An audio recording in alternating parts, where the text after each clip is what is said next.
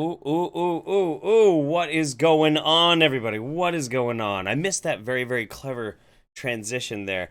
A little jerky, but I'll get it better next time. I hope everybody's doing really well tonight. I am doing fantastic. I'm in a great mood. I've been wanting to do this for weeks now. Weeks and weeks and weeks and weeks. I want to do a special conspiracy theory version of the Wingnut Roundup.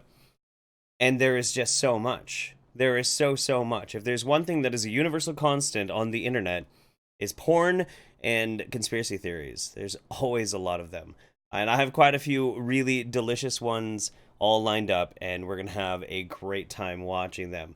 Before we get started, though, there's a couple of things I wanted to shout out for people. There was a big old box came in my P.O. box from a lovely person named Tyler. He told me that I have to suck down his fat woody for him, because his wife is pregnant. She's just not in the mood for sucking on some fat woody right now. Probably good. It's very alcoholic. Don't drink when you're pregnant, guys. And so I have to drink the fat woody for him, which I will be doing throughout the night. He also sent delicious treats for Mems and the kiddo as well. So thank you very much, Tyler. Appreciate that.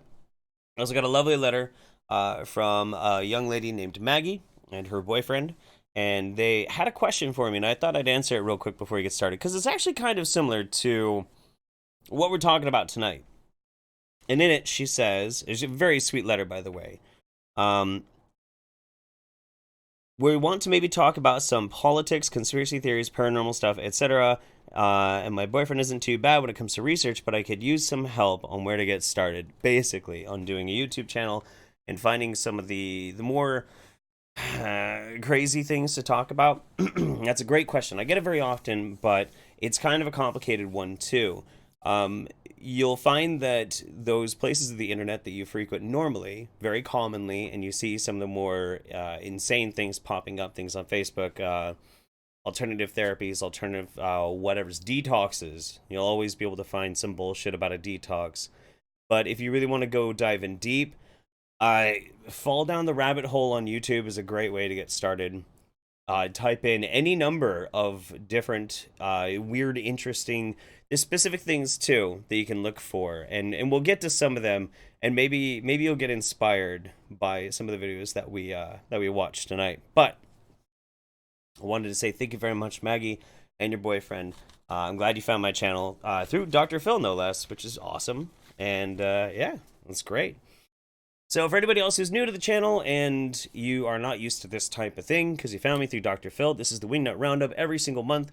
It's finding the wackiest, craziest things that I really just cannot make a full dedicated video to. Instead, have some drinks, kick back, watch them, and get ridiculous. So that's the whole idea.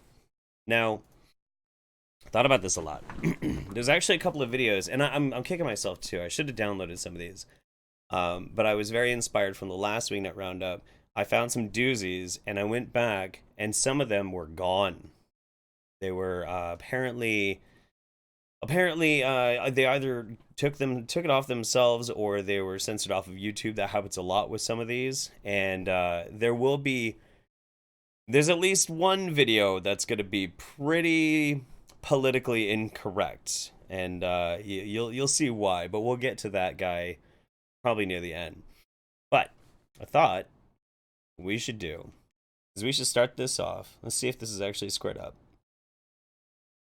Do a video on the woo of live blood cell analysis. Oh my god. No, I actually do know quite a bit about that. That's yeah. Do I want to... I think I'll actually make the video itself a little bit bigger, but fair is fair. I'll try and organize this so we can actually see the channel that it's coming from, because some of these are just magnificent. So let me just reorganize this real quick. Alright. This is a classic. You might have already seen this one before. It's been viewed over 10 million times. But it's going to put us in the right mood for what we're going to be watching. So this is called Monster Energy Drinks Are the Work of Satan. Look at your M closely. There's a gap right here in the letter M. It's never connected. So you go into Hebrew. The letter Vav is also the number 6. Short top, long tail. Short top, long tail. You could have here in Hebrew 666 on the can. But my interest is the word monster. What do you see in the O? It's a There's a lie. cross. Okay. What has Christ got to do with an energy drink, let alone the name Monster? So I thought, well, maybe this is a Christian company then. BFC. Wait, so because because there's a cross in the O, maybe this is a Christian company. Okay, no, that's fair. That's fair. C at the bottom of the can. Do you know what that stands for? That's the F word. Big can. In fact, they write it on the side of the can, so I know that's the F word. Okay. Now, do you know what a MILF is? Yes. Hang on. I'm sorry, I've watched this before, but it never stops being funny. That's on the box.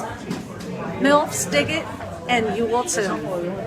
This is not a Christian company at all. So why would they have... Christians have MILFs. What's wrong with MILFs? How is wanting to bang a mommy, a hot mommy, how is that against God? I don't get it. a cross on the can? Here is the message. Antichrist. 666 in Hebrew. And then the Bible talks about the beast in Revelation. And look at Monster's ad. This is their statement. You see these M's everywhere. Hats, t-shirts, bumper stickers. Is there another agenda here? If God can use people and product, so can Satan. And look at it this way. Even if the M was not the issue. Okay, so I got a question for you guys real quick before we keep going on this. It's a really short video. It'll be over soon. But, so if God could do product placements, so can Satan. So let's say, you've got very notable, I guess. They're like C, D, E, F list celebrities, but like Kevin Sorbo, Kirk Cameron, those types of people who do very hardcore religious, fundamental movies and ads and that sort of thing. What kind of celebrities would you say would be good spokespersons for Satan or the devil? Like, just type them out in the chat. I'm curious what you guys have to say. You cannot deny that that is a cross. And what is witchcraft? When the cross goes upside down, bottoms up, and the devil laughs. This girl's on Tosh.0? What? This is how clever Satan is and how he gets into the Christian home and a Christian's life, and it breaks God's heart. Jesus said, "My people perish for lack of knowledge." Wow. She's woke. Very woke. Let's see, we're getting Andy Dick, Jada McCarthy, Ozzy, Kris Jenner. Ooh, good. Britney Spears, Beyonce, Jeff Holiday. Come on. Emma Stone, Kathy Griffin. These are pretty good. Elmo.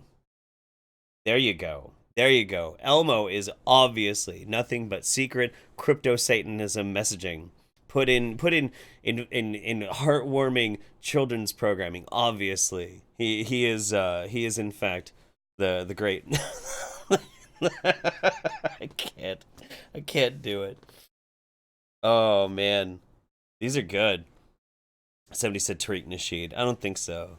No. I would be a good spokesperson for Satan. I mean, I just stay out of that whole business, man. I'm good either way. Oh wow. Yeah, no, this is a classic. So somebody in the chat was telling me that this lady was on Tosh.0, and I'm gonna have to look that up now at some point later. That sounds great. And she's a true believer in what she's saying. That look on her face, that is somebody who is dead serious on what she is saying. I don't think I could be convinced otherwise unless she literally came out and was like, actually no, it's totally bullshit. Oh man, that's good stuff. Let's see real quick. Super Oz Walrus, shout out to one of my favorite YouTubers, Geography Now. You know what? Hang on a second. I want to check on something real quick. I think I actually might have. Do I have a Geography Now video in here? No, I don't. Oh, I don't. Okay. And then Berserker 5150, Ave Satanas. Indeed, my friend, indeed. I'm gonna get all these new people to my channel, and they're gonna be like, "Oh, well, he was really nice on the Dr. Phil show and everything. He seems like a nice, upstanding young man." And then they're gonna show up, and I'm drinking, and they're gonna immediately think I am a Satanist or a devil worshiper or something. I promise, I'm not. Oh man, why are people talking about Hemlock Moonwolf? I'm Jeff, not Hemlock Moonwolf. All right, our next one. Let's see where we're going next. Next up, we're going to this very charming man. He goes by the nickname MRMBB333.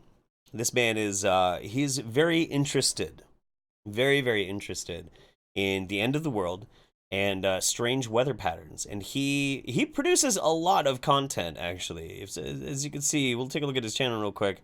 No. Shh.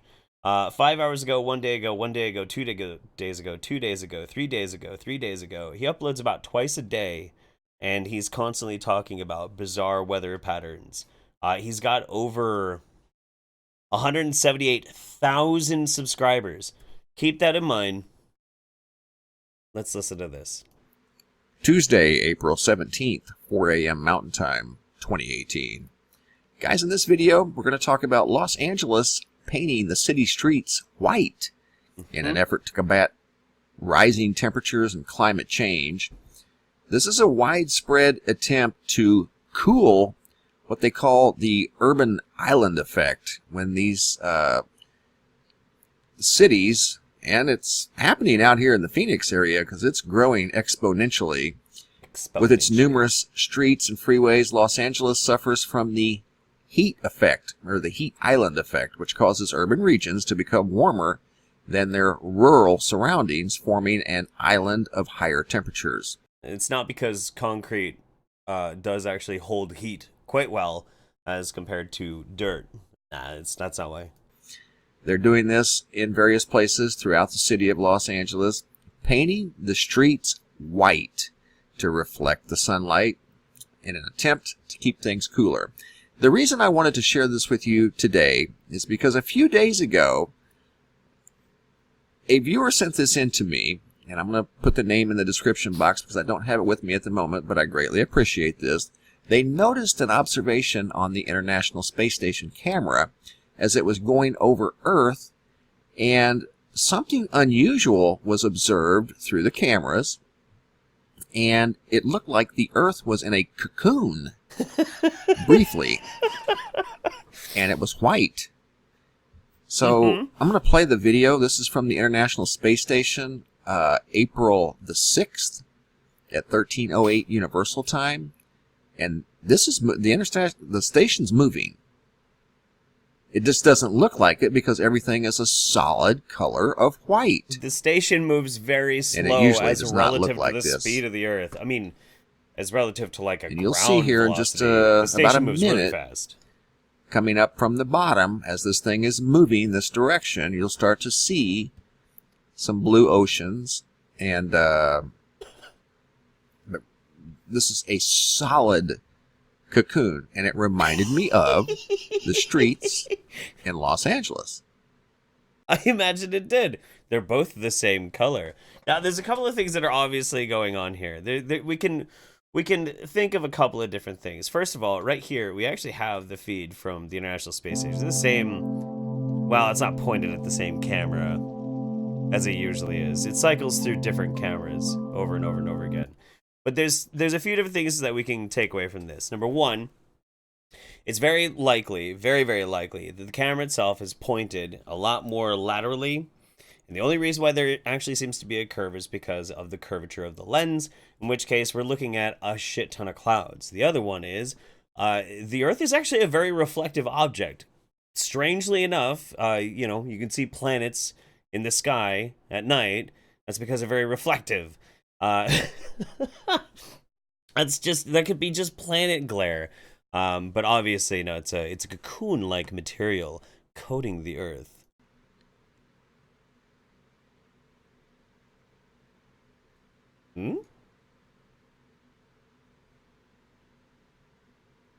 Is it? What's happened to the sound? Is there no sound? The UVC. So it looks Okay. to break that this was a solid cocoon for a extended period of time. And I'm not exactly sure what part of the Earth this was, but it reminded me of what's going on in Los Angeles. The white reflecting the sunlight, possibly the same color. The higher Obviously. UV. This UV reading was taken yesterday in Sioux Falls, South Dakota. Max reading was 15.24. And that's the combined total UVAB. B is the UV that we don't want. A little bit gets through, but apparently more is getting through than what we are used to. There's holes in the ozone layer. Like, what the... Oh, my God. The Antarctic ice wall. Yeah, maybe that's what it was. Maybe, actually, this is just footage from the flat Earth, and that was the massive, massive ice wall that keeps us all in.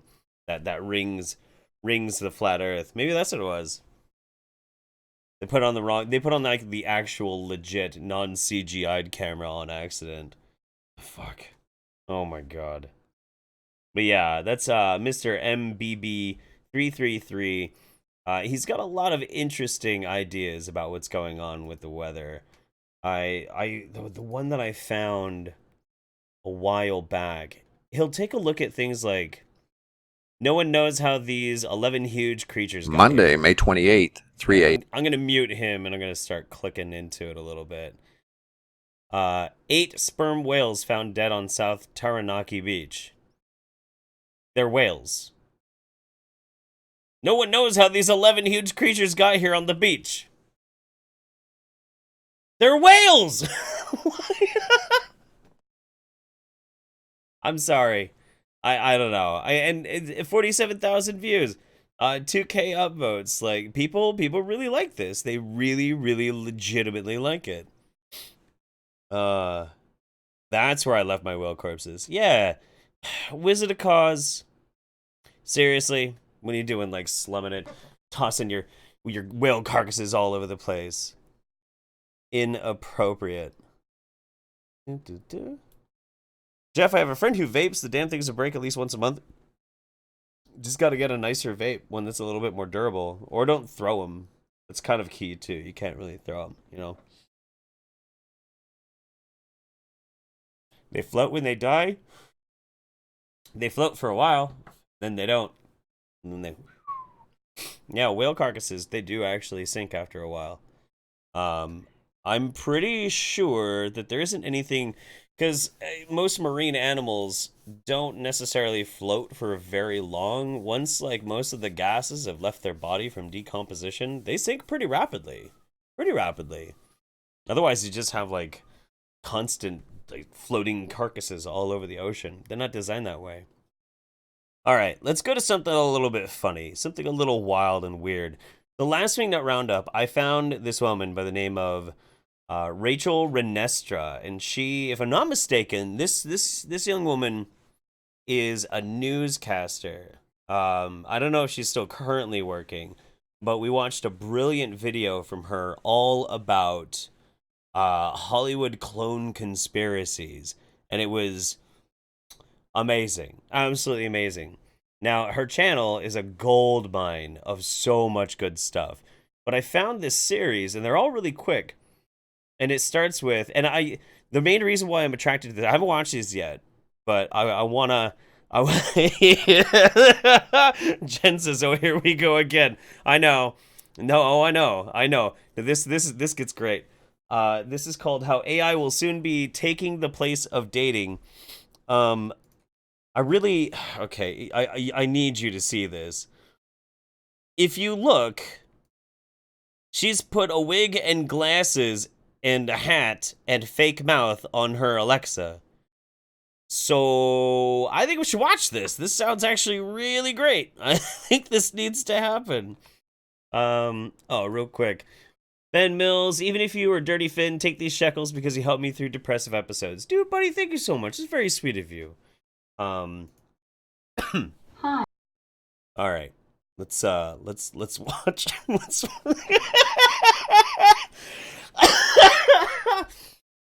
Oh, what are you doing to us this time, Rachel? Oh boy. This is an Alexa Prize social bot.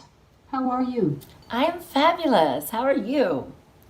I'm really glad that you're feeling good. Oh. Thanks for asking. Yeah. I'm doing great. Good. I'm happy that I can talk with you.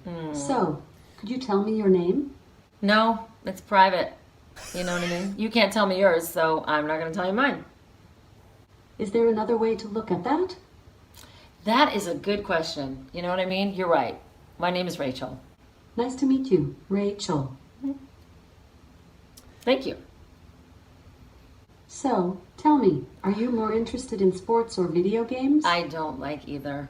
Not gonna lie. I used to like Frogger. Frogger was fun. I was like #1 at Frogger. Jumping across the street. Blip, blip, All right. blip. Let's move on then. Okay. So, tell me, are you more interested in reading books or watching movies? Depending on the day, but I'm gonna go with books. Since you like books, what book have you read recently? I am reading Snow Crash by Neil Stephenson. Ooh, that's good. I'm reading Many Masters, Many Lives by this doctor named Brian Weiss. It's about reincarnation. He's actually a hypnotherapist. He hypnotizes to heal people, but then Thank you for sharing all your perspective. of a sudden On the topic of books, people went what into are you past reading at lives. the moment? They would end up telling you. And even these kids, they Not started even speaking Alexa an wants to entirely hear different her language. shit. And how is that possible? A 7-year-old speaking a language that doesn't exist anymore. They would know math problems that there's no way they could know. They would describe how they died in their last life. It's really fascinating. Have you read it? I would love to talk about the news, or maybe science. How about you? Uber has confirmed that Emil Michael, one of the company's top executives, has left the company. Earlier today, Michael sent an internal email to staff that he would be leaving the ride-hailing company, according to a report from Recode. What are your thoughts about it? My thoughts are, if the head of Uber left, did he take a Lyft or did he take an Uber home? Come on, can't make that up. That was off the top of my head. Rachel. No. Oh my god. Okay, hang on.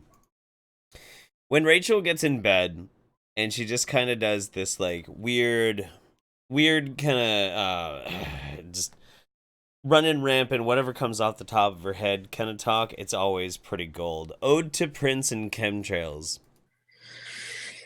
Hey, so Whoa. there's a couple things I wanted to quick share with you. Sorry about that.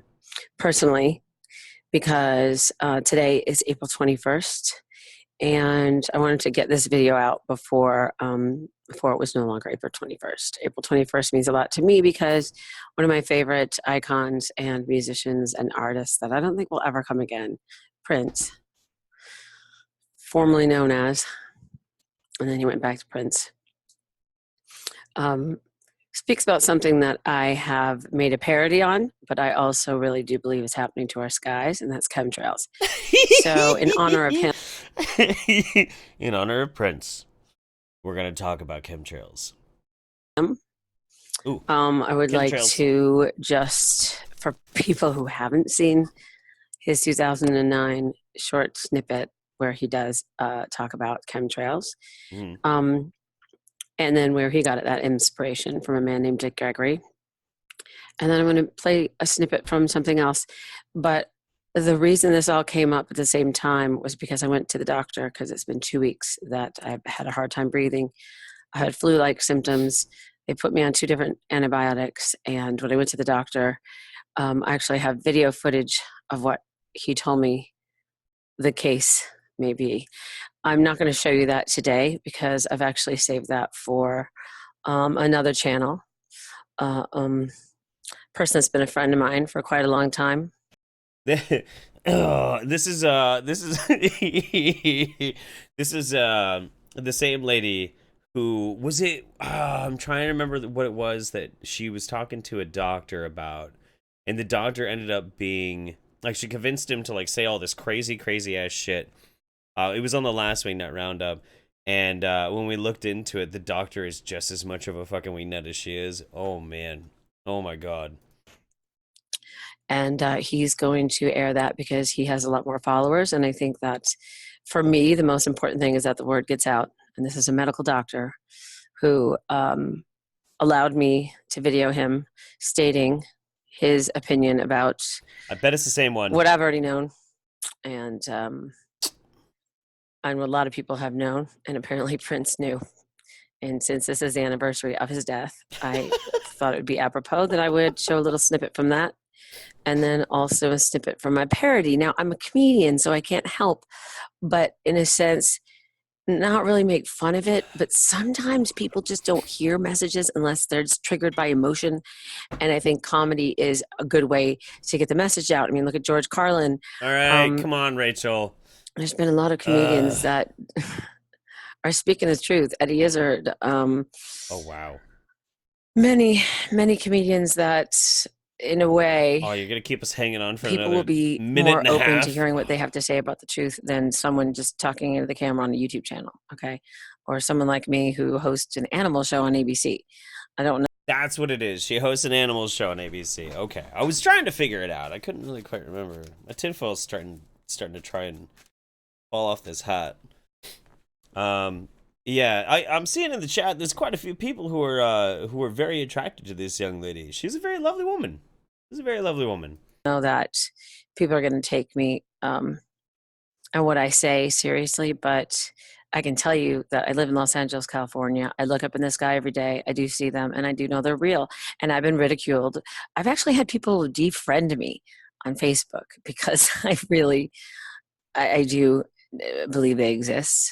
I've had people stop talking to me because, and what's interesting is that's part of cognitive dissonance. Like, why are you upset with me that I feel this way? I'm not upset with you if you don't. Okay, all right. You know what? No, I'm sorry. We're not gonna sit here. We're not gonna listen to you having your problems on Facebook with your friends. Let's get to the fun. I'm gonna share the screen. I'm sure you guys have seen this video. If not, that's a shame because he pretty much talks about it. Oh, that's our video, my parody about it. Okay, hold on. We're holding. I always have a hard time sharing the screen. Okay, we got Prince. I'm going to move myself over here. My God, this is the closest to Prince I think I've ever been. I love it. Here we go, and I'm going to unplug my microphone so you can hear him. Let's do it. Well, when I saw the State of the Black Union, Dick Gregory really moved me and a lot of my friends. I show it to everybody that comes over the house, especially white folks, because they need to hear that, so that they know more about all of us. Because what he said affects. Isn't he just talking about being black? Okay, no, fuck it. There we go. He said something that really hit home about this phenomena of chemtrails. Oh. And, when I was a kid, I used to see these trails in the sky all the time. And so, oh, that's cool. A jet just went over. And then you started to see a whole bunch of them. There's next thing you know, there's a lot of planes, Prince. Everybody in your neighborhood was fighting and arguing, and you didn't know why. Okay? And you really didn't know why. I mean, everybody was fighting. So he started riffing about the chemtrails. And he started to say things that hit home so hard. And I would recommend that everybody try to get what he said online or wherever and try to get a copy of it and just listen to it. Because I was so moved that I had to write the song. Okay.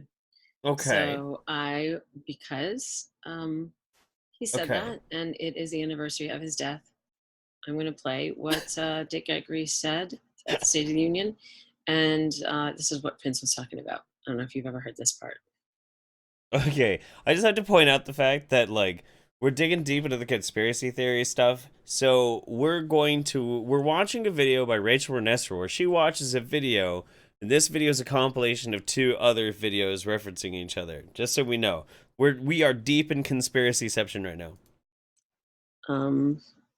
Sorry, it wasn't plugged in there. Try that again. I knew you could still hear me, but I always forget to plug and deplug. Chemtrails.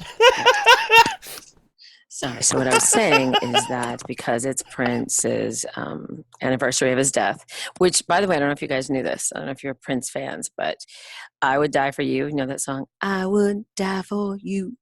Darling, if you want me to, I would die for you. Now, this could be a conspiracy or a coincidence, which I don't really think there are a lot of coincidences, but I would die for, 4 is the 4th month of the year, April, and U is the 21st alphabet, 21st letter in the alphabet. So I would die for you. That's April 21, and that's when he died 2 years ago today. I just thought that was interesting. Now, this is who he's talking about, Dick Gregory, who, by the way, he is so chemtrail cough. I was telling you about Dick Gregory. He's, bless his soul, he passed away this year. But I love watching his interviews. He's crazy. He's awake. He was a pretty awesome human being to just watch. So if you guys want to be entertained and schooled about a lot of things, YouTube some of Dick Gregory's interviews. But this is what Prince was talking about. Oh, God, I love this shit. With all the hassle, can you have that love? I'm so tired of you black folk walking around looking all evil like that's going to change something. Looking all mean and talking all crazy. Let them tell you about your children. I love this man's hair. It's just like this perfect fucking lion's mane of gray. Like, that's amazing. That's awesome.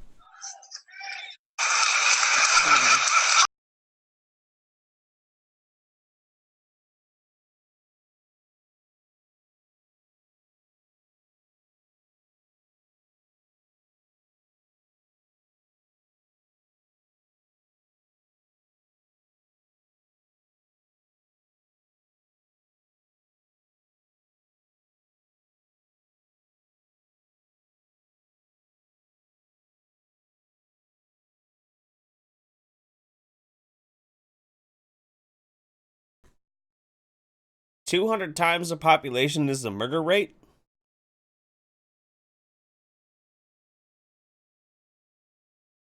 Located across the street from a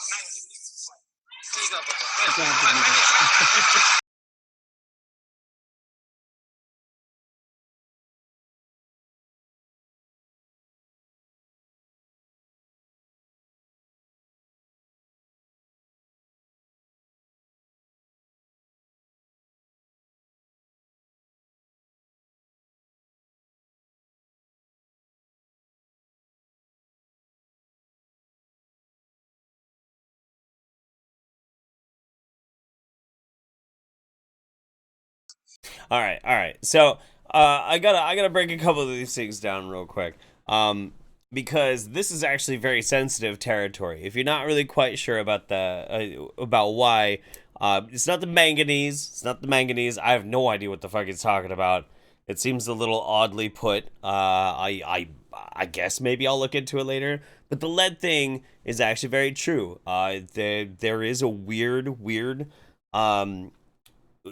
correlative with the increased use of leaded gasoline, with the increase of violent crime, and then with the switch to unleaded, a decrease in violent crime. Now, whether or not those are actually distinctly related, it is something that's interesting to point out.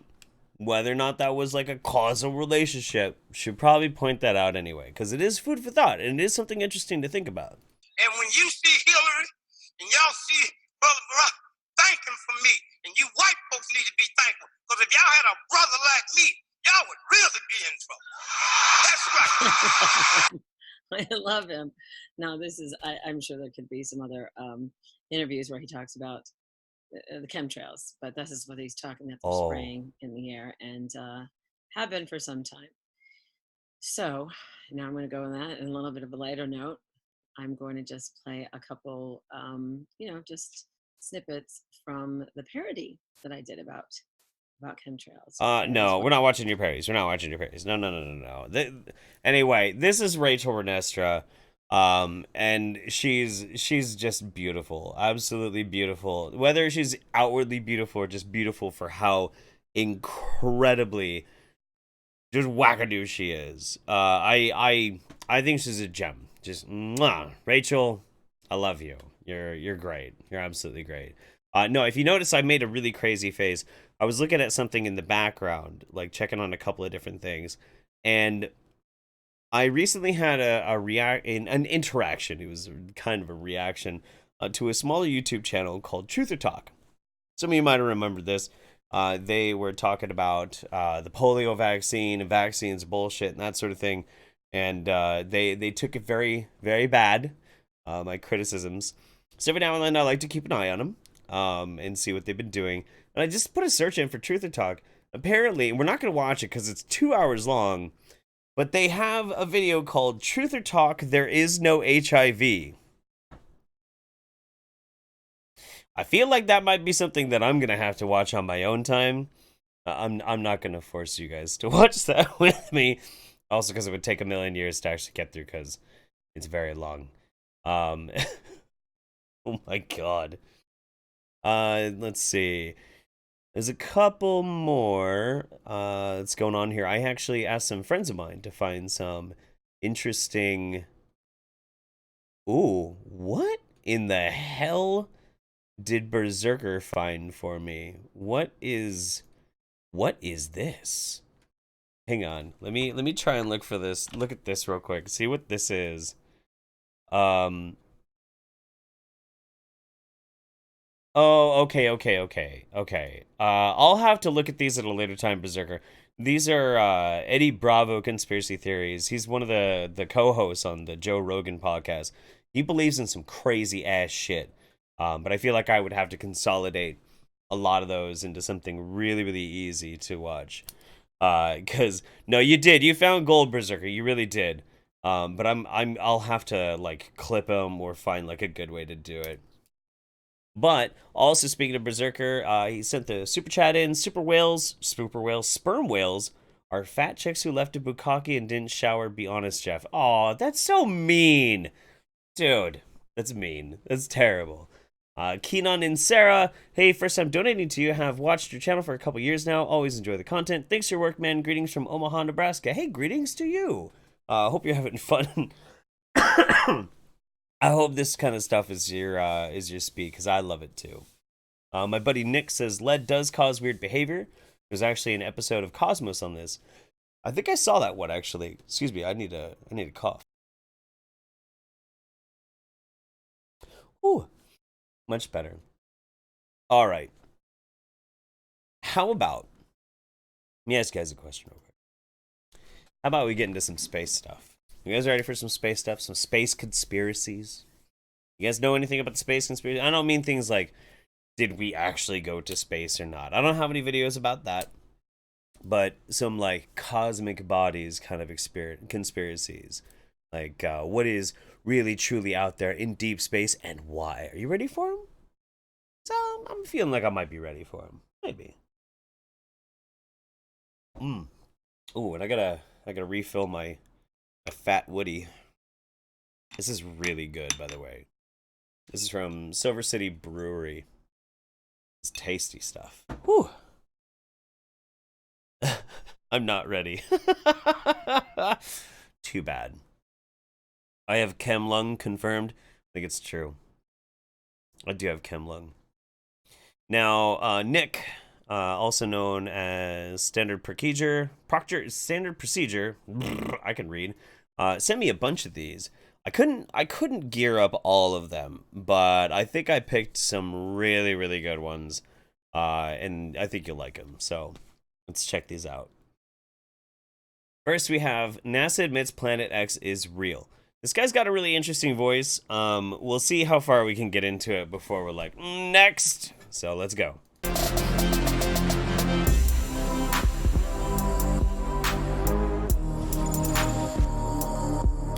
Oof, that's from a really popular dubstep song. I hope that guy doesn't get flagged every time he uses it.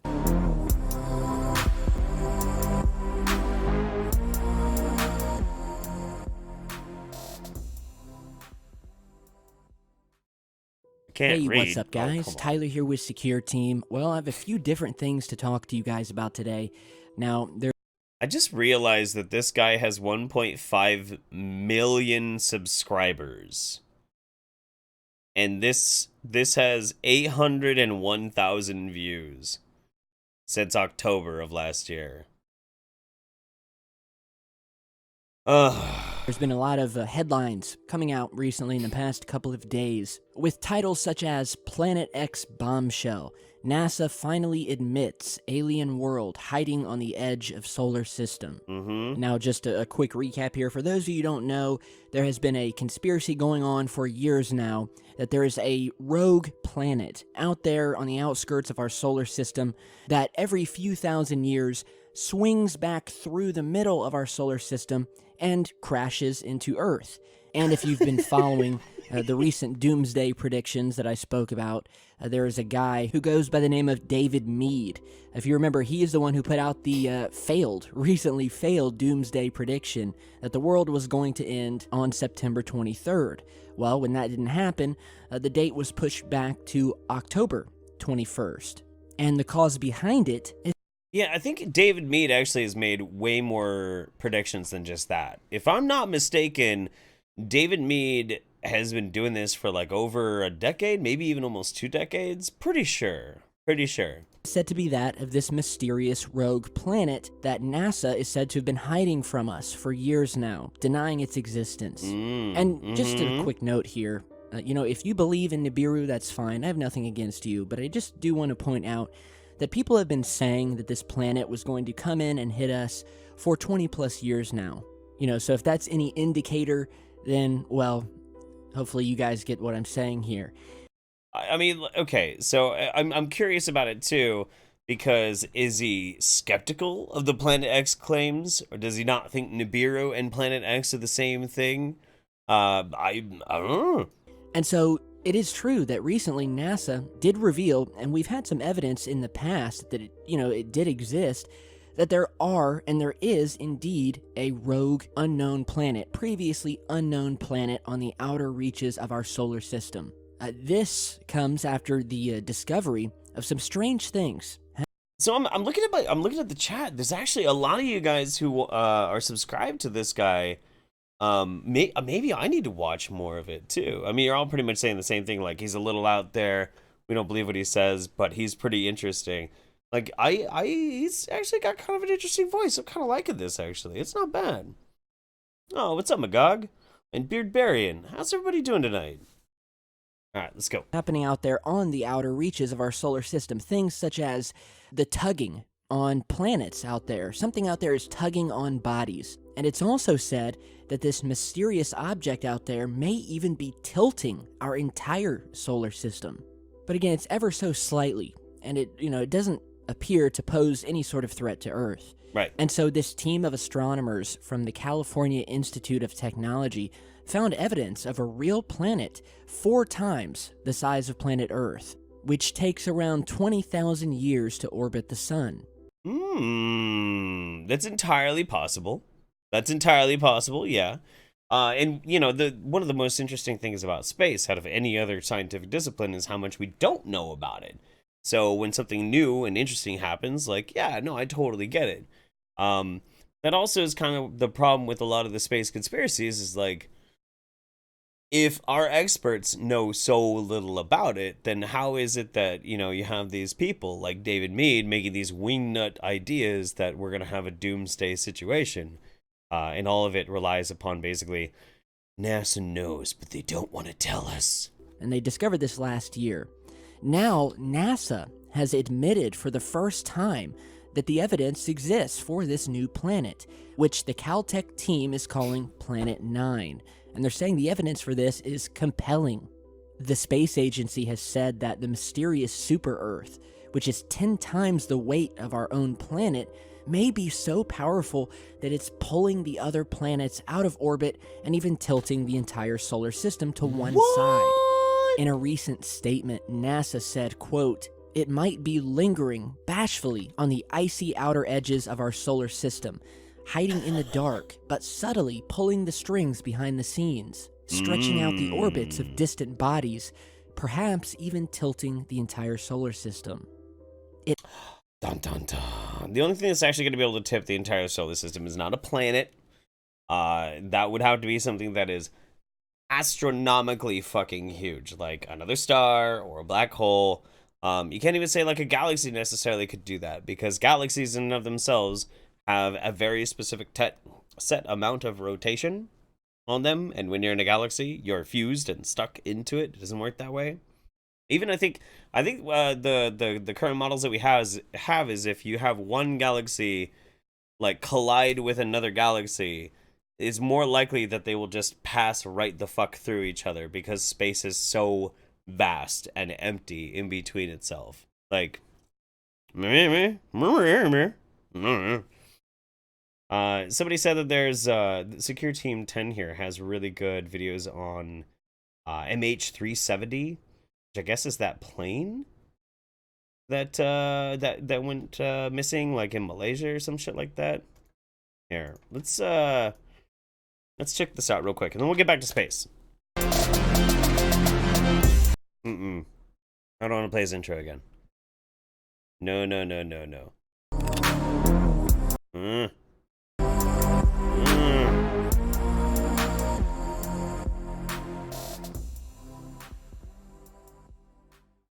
Hey, what's up, guys? Tyler here with Secure Team. Hey, Tyler. Well, it's sort of a bizarre developing story here, and it all surrounds the recovery efforts and the search for the long-missing Malaysia Airlines Flight 370. Now, if you guys don't remember, basically, Airlines Flight 370 was an international commercial airliner that disappeared over the ocean back on March 8th, 2014, while flying from Kuala Lumpur International Airport. This guy does actually sound a lot like Shelly from South Park. Like a boy version of Shelly. In Malaysia to its destination, Beijing Capital International Airport in China.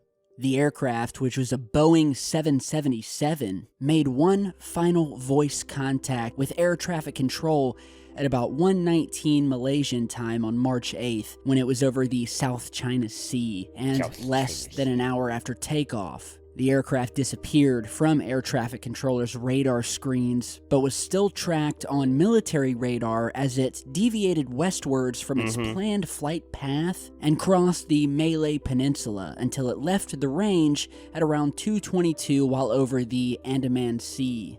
And yeah, it's just terrible. The plane just completely vanished. It was carrying 12 Malaysian crew members and 227 souls on board. And so many of you who maybe follow the conspiracy community will know when this happened back in 2014, it was one of the biggest conspiracy theories. You guys are losing it over his pronunciation of Kuala Lumpur. Stories ever, pretty much, and it still continues to this day. And it's almost as if the world opened up and swallowed this plane. I mean, it just vanished. Obviously. And of course, this was followed by a multinational search effort, which was the largest and the most expensive aviation search in history. And since then, there have been countless theories as to what happened, whether it was just a simple crash, although the recovery effort and the fact that they just couldn't find this thing led many people to believe that maybe it entered some sort of dimensional rift, or that it had been abducted by a UFO. I mean, it was creepy, and it still continues to be creepy, despite what any of the theories and speculations say. But basically, we've never found anything. Previously on Lost. Except for a few scattered pieces of debris from the plane here and there. Nothing in the past 3 years. And in today's story, even more bizarre, was that there was a search vessel that was out in the ocean in the area where the plane had last been seen. It was searching when suddenly its monitoring system turned off, and it turned off for 3 days. In other words, this search ship disappeared for 3 days. What a bunch of turds! I'm sorry. I really shouldn't be making fun of this guy's voice. I'm really sorry. I didn't mean to. I really don't mean to.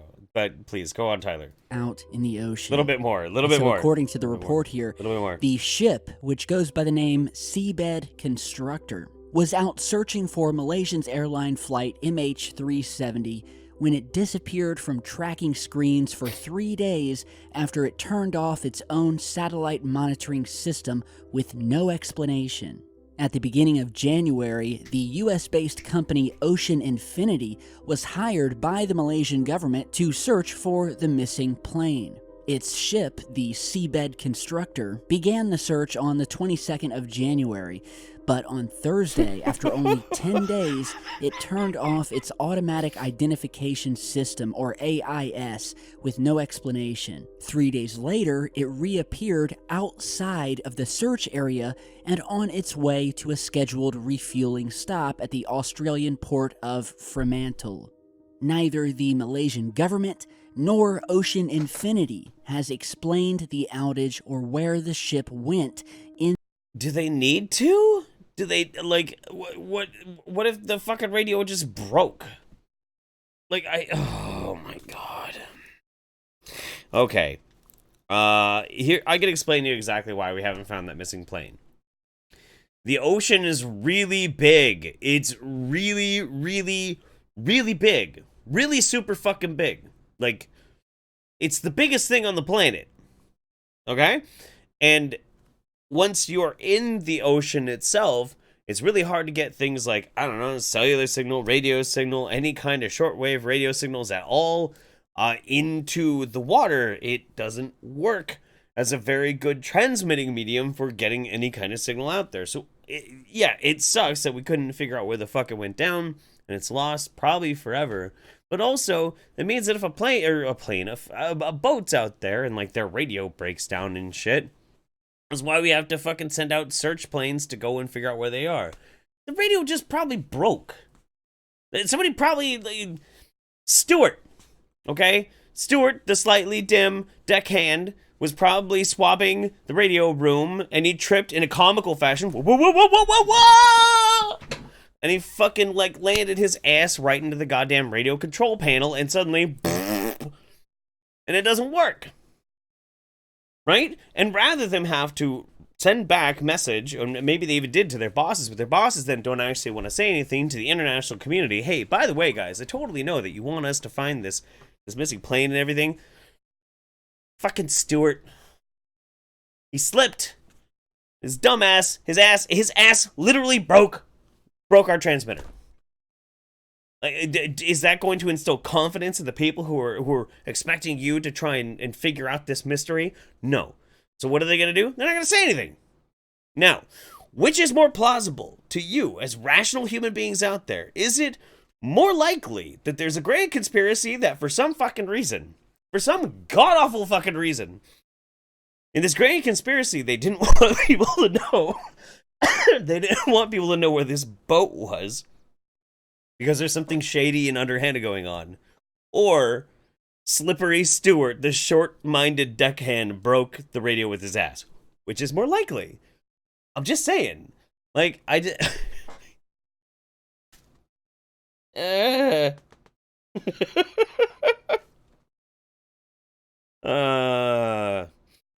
fucking Stewart. He has no business being on a boat. Honestly, he really doesn't. I don't understand. I don't understand why they keep putting Stewart, letting him sign back up again. He's just gonna fall overboard one of these days. Then who's gonna tell Stewart's mom? Not me. I'm calling not it right now. Okay, I'm done with Secure Team 10, because otherwise I'm just gonna keep making fun of this guy's voice, and that's really mean, and I don't think I want to do that. And it's not nice. It's not very nice. Think outside the box. I am thinking outside the box. Thinking about Stewart's box crashing into all the equipment. Comically. Very slapstick. Yeah. It's where I'm at, man. It's where I'm at right now. It's me choking down some fat Woody. It's making me a pessimist. All right, next. I should probably check my Stremlabs out. Adam Mangold, is space even real? How can space be real if our eyes aren't real? Thank you, Jaden Smith. Queen Tide Pod, Loved your videos for years now, and I'm sure I'll continue to love them for years to come. Keep up the good work, you beautiful bastard. Hey, it's back at you. Thank you very much. I appreciate you. Nick says, holy shit, Jeff, I can't unhear Shelly now. I know, I'm sorry. I feel very bad about that. It's not very fair of me. I know. I'm a terrible human being. Berserker, I identify as that Malaysian plane. Find me, senpai. Get into them sheets. We'll have ourselves a search party. Brrr. All right, come on. Let's go back to space. Anunnaki creation story. The biggest secret in human history. Nibiru is coming. Now, I have to point this out again. My co-host, Wizard of Cause, is again probably going to be very triggered by this. But this is the YouTube channel, The Universe Inside You. 437,000 subscribers. This video has been out since February of this year and has almost 2 million views. Let's check this out.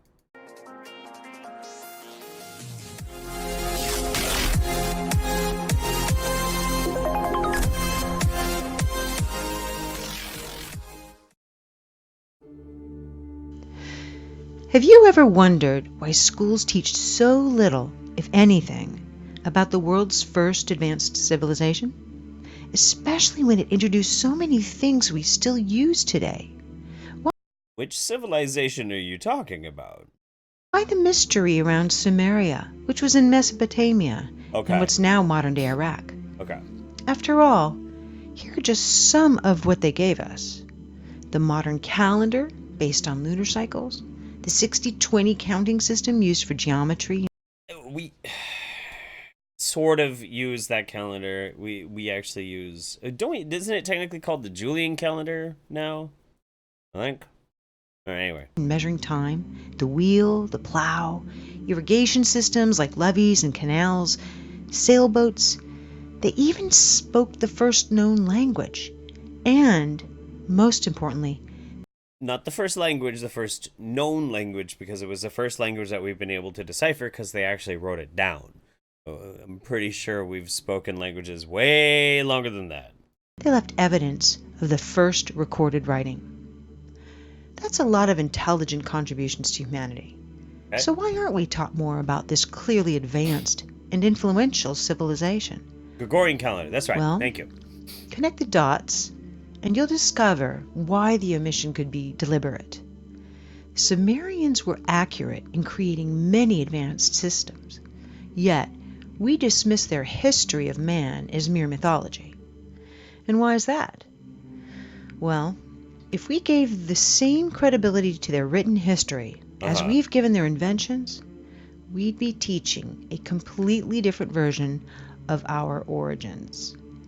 Well, there's a problem with that.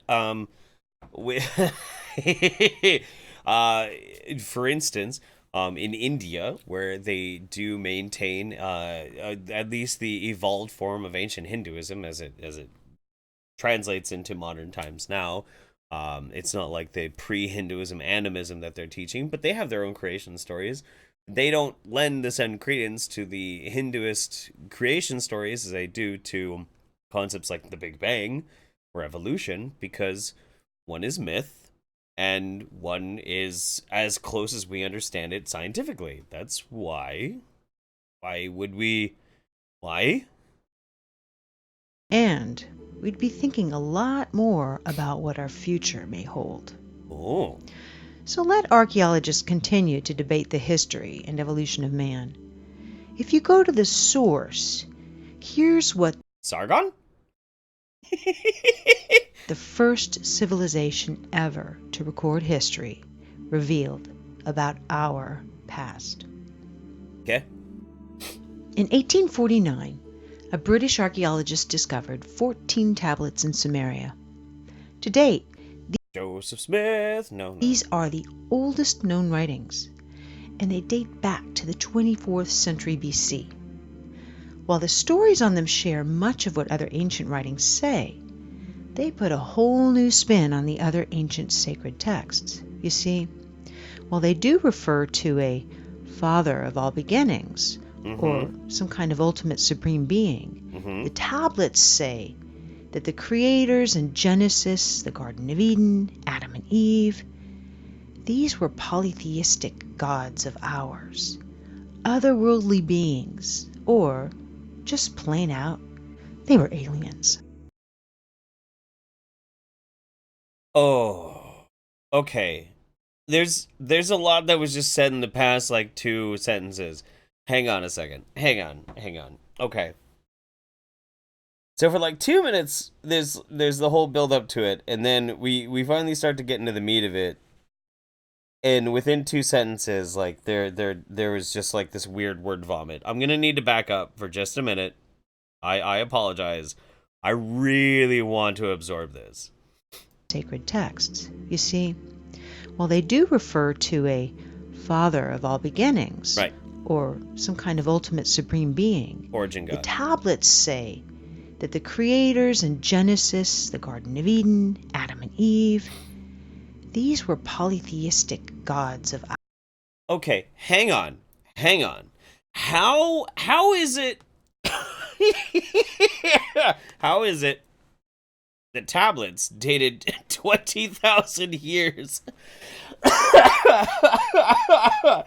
20,000 years before the actual writings of the Old Testament say that the Genesis Testament and Adam and Eve in specific are part of a polytheistic pantheon of gods and ours, otherworldly beings, or just plain out, they were aliens. Yes. The entire first 2 tablets explain who they were and where they were from. Tablet 3 tells of the 6 days of creation, or settlement, on Earth. Okay. Later, they explain how the human race was genetically manipulated by these beings and did not evolve randomly. Even the technology Sumerians gave us came from these beings. Okay. Are you interested now in knowing more about what the Sumerians had to say? I am very interested in you telling me what you think the Sumerians had to say. Yes, I'm very interested. 1.8 million views.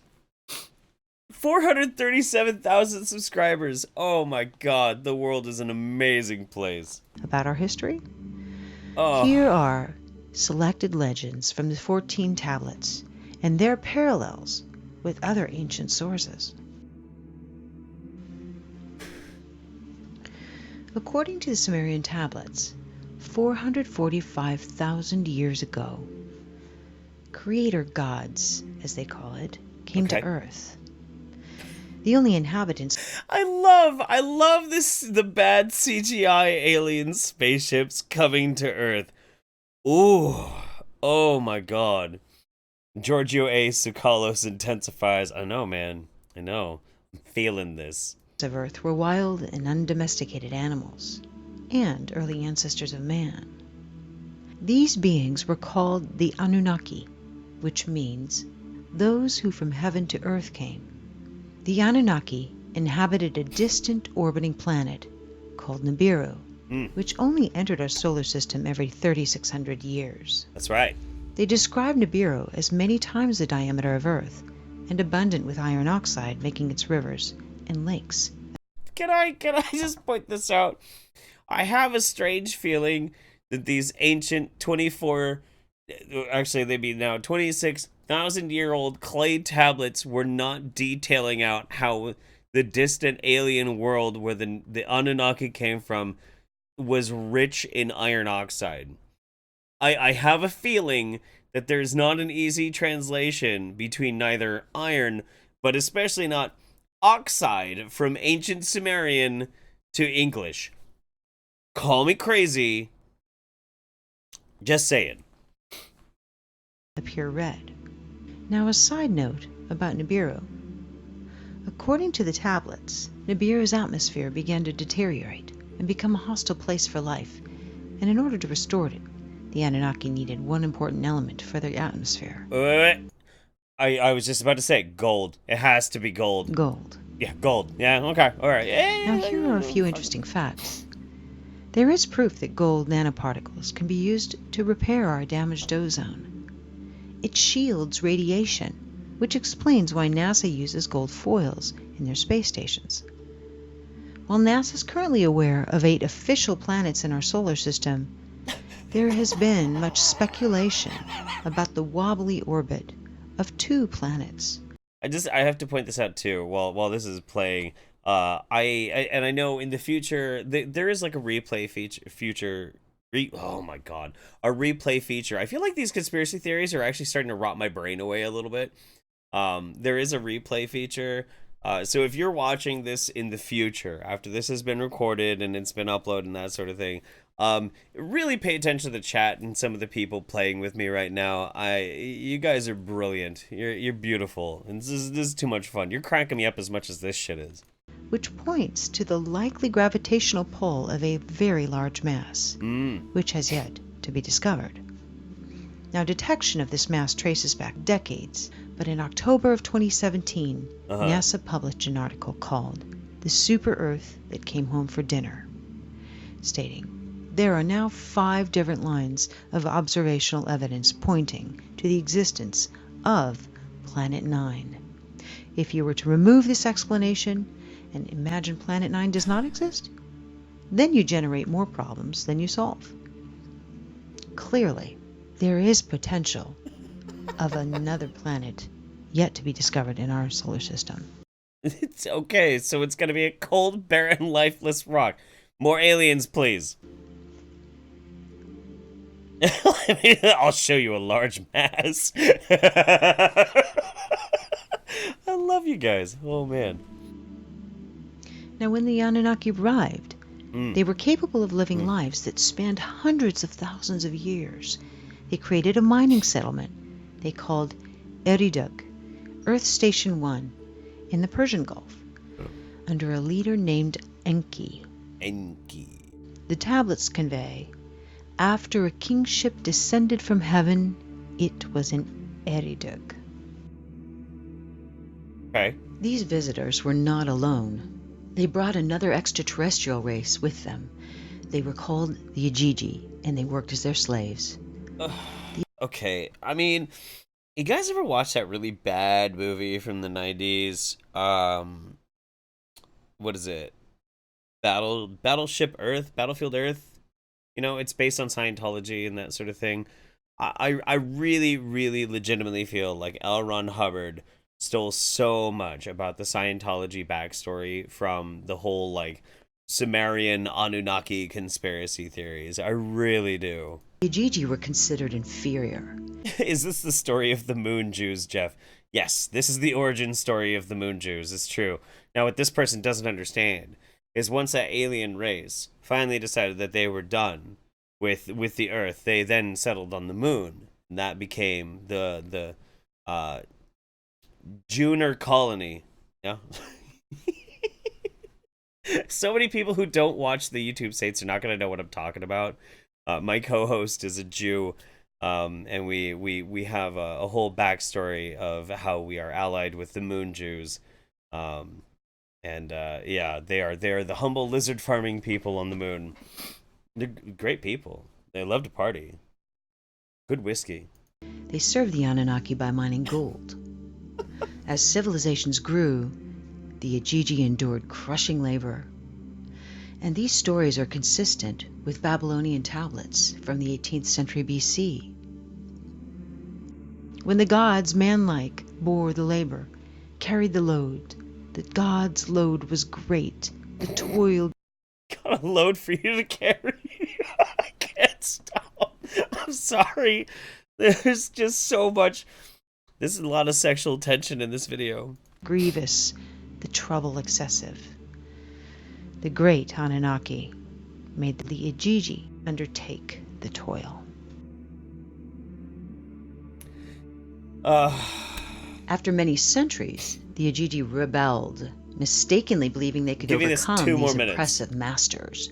Their defeat almost completely annihilated their race, leaving the Anunnaki without a workforce. Unable to replace the Ayyy, Nibiru's ruler, Anu, ordered his son Enki to genetically engineer a new slave race, one that was intelligent enough to perform complex work but still be subservient to the Anunnaki. That'd be us. That'd be His us. experiments are recounted in detail in Atrahasis. Many our own genetic experimentation was obviously detailed on clay tablets 26,000 years ago. I mean, I knew that. unique creatures were created. Enki finally successfully met his goal, and the result? A genetic hybrid between Earth's caveman, Homo erectus, and the Anunnaki themselves. This hybrid we call Homo sapiens. That's right. That's right. The We're half tablets, alien. called first men, the Adamu. In Hebrew, Adam means man. The Anunnaki put the Homo sapiens to work in the mines and elsewhere in Mesopotamia. The Semitic word avad, or worship, literally means work for. Hence, early men had no choice but to worship their gods. According to the pictographs and texts, these Anunnaki, who we know lived many centuries, were giants. Hang on. According to the Okay. If I'm not mistaken, she said there was only something like 5 or 6 of these clay tablets. There's a lot that she's been saying. A whole lot. I have a feeling that unless this is the most efficient writing style that has ever been invented in the history of everything, a lot of this is just a bunch of made-up shit. Has to be. Because I call shenanigans. Sargon is confirmed for space alien. Well, I mean, we knew that. Pictographs and texts, these Anunnaki, who we know lived many centuries, were giants compared to the Homo sapiens. Yes. Okay. All right. Giants compared to the Homo sapiens. That's where I'm going to stop this one, because giants is a really good segue to what we're going to be dealing with next. But this is okay. Somebody was asking what channel is this? That is Universe Inside You. It's got 437,000 subscribers. And wow, just some amazing brilliance in this. Pyramid's true purpose finally discovered, blah blah blah blah. Oh no, I'm trying to remember. Okay, there's somebody that I really respect who recently tweeted out just the craziest damn conspiracy theory, and I was utterly shocked. And it was on Twitter, and I need to figure out who that was, because that was really fucking nuts. It was like within a week. Oh my god, it was so incredible, so incredibly bad. They were talking about the real purpose of the pyramids, and this is like a legitimately really smart person. Maybe you guys know who it was. I don't know. I just kind of lost my shit about it because it was pretty insane. Oh god, I can't remember who that was. Maybe it's on my watch list or something. It was so bad. I just remembered it now too. I hadn't thought about it in forever. This is before I went camping. Roseanne Barr. No, it wasn't Roseanne Barr. Come on, guys. Hang on. I'm just going to take me off that because it was, okay. It's got to be right around here. I gotta find this. This was so incredible. Unless it's something that I still really like, and then I kind of don't want to put them on blast or anything. But it was super bad. Super bad. I'm just checking to see if anybody else maybe noticed it too.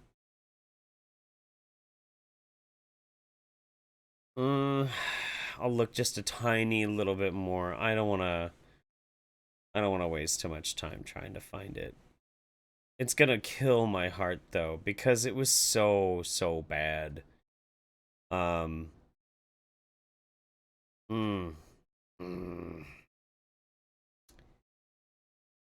Wow. All right. Well, I guess that person's gonna be gonna get a free pass on that one. But it was somebody that it was somebody who's actually a legitimately intellectual person, a very, very intellectual person, and they are in fact considered a thinker. They're considered a thinker, and they are a celebrity. I can't remember who the fuck exactly it was, but they put out this tweet where they said, "This was the most incredible and important video I have ever seen, and you need to pay attention to it." And I was like, okay, cool. So I went and I looked at it. And it was all about how they believed that the Great Pyramid of Giza was not a burial tomb, but it was instead a giant battery. And I just...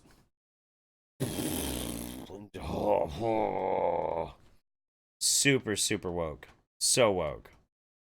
I can't even wrap my head around it. I might have even, because I was embarrassed for them, I might have deleted my tweet being like, actually, no, that's bad. Kanye, Mel Gibson, Morgan Freeman, Ben Carson. No, it wasn't that. I'm sorry. Wasn't that. And I've watched so many YouTube videos between then and now. There's no way I'm going to find it. It was so bad. I'll try and find it later. At some other point in time. When I do, I'll just tweet about it. So keep an eye out for that. But that is going to drive me crazy because that was so bad. So bad. Holy shit. Where the hell is that? This is just going to fucking ruin everything for me. Can't believe I forgot it. Anyway. Screw it. I'll have to deal with it later. So, my good friend Farah found us an amazing link, and we're going to check it out here in a minute. But first, real quick, we'll go to Super Chats and all that cool shit. We got Farah Ray, yeah. I just sent you some links to Discord. The first one was my favorite, and you can skip to pretty much any point and find stupid idiocy. The one from Delano TV is pretty good, too. Yeah, we'll look at it. Alec S, isn't this a story of the Nation of Islam? No, it is not. J. Caesar, the God's load is great. That's how Eve was able to pop out 1 billion kids. True. Alec again, I've heard this story. It's called the Nation of Islam. God, man, no. Rhino says, listen, Jeff, the information is compressed. Just stick the tablet into the tablet drive on your computer and rip the information. Can you imagine the confusion over floppy drives 2,000 years from now? It's true. Very true.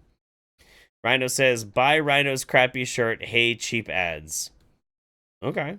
Do you have a crappy shirt, Rhino? I don't know. Okay, I'm gonna get this one prepped and ready. This is probably going to be this one, and maybe another one is the last one that we're gonna watch before we get to the really, really wacky wild one. That's honestly like insane, super insane, and it's not like these space conspiracies. This is like a legitimately crazy, weird, dangerous human being. But let's check this one out first. All right, next up we got, this is from God Rules. 170, check this out. 170,000 subscribers. Of course, good stuff.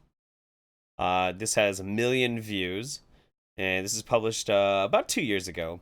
Prehistoric World unveiled secrets, structures of ancient civilizations that will blow your mind. Let's check it out.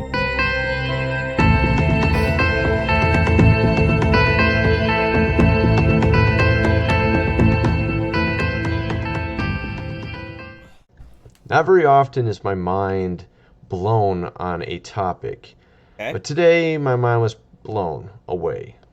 This guy put out a killer video, okay? He starts off the video talking about petrified wood and petrified animals, and the usual scientific explanation doesn't make a lot of sense, okay? But he's talking about petrified wood, and, you know, usually what they tell you is that it was some sort of, you know, lava that flowed over it and petrified it somehow, and Okay, go ahead. got it to a point to where there's no oxygen or bacteria to, you know, eat and the rotting flesh of the animal or deteriorate whatever vegetation was there. And you end up with something like this. You get like precious gems within petrified wood. Mm-hmm. So obviously, you know, the uniformitarianism, the evolutionists will tell you, well, it was over long periods of time that this happened, right? Right. So I'm gonna point this out real quick, by the way. If you like these types of videos and like people ripping into them, check out the YouTube channel Sirsic, SIR space SIC. The dude's pretty great. He does some political stuff, but like when he gets into the conspiracy stuff, it's hilarious. He's great.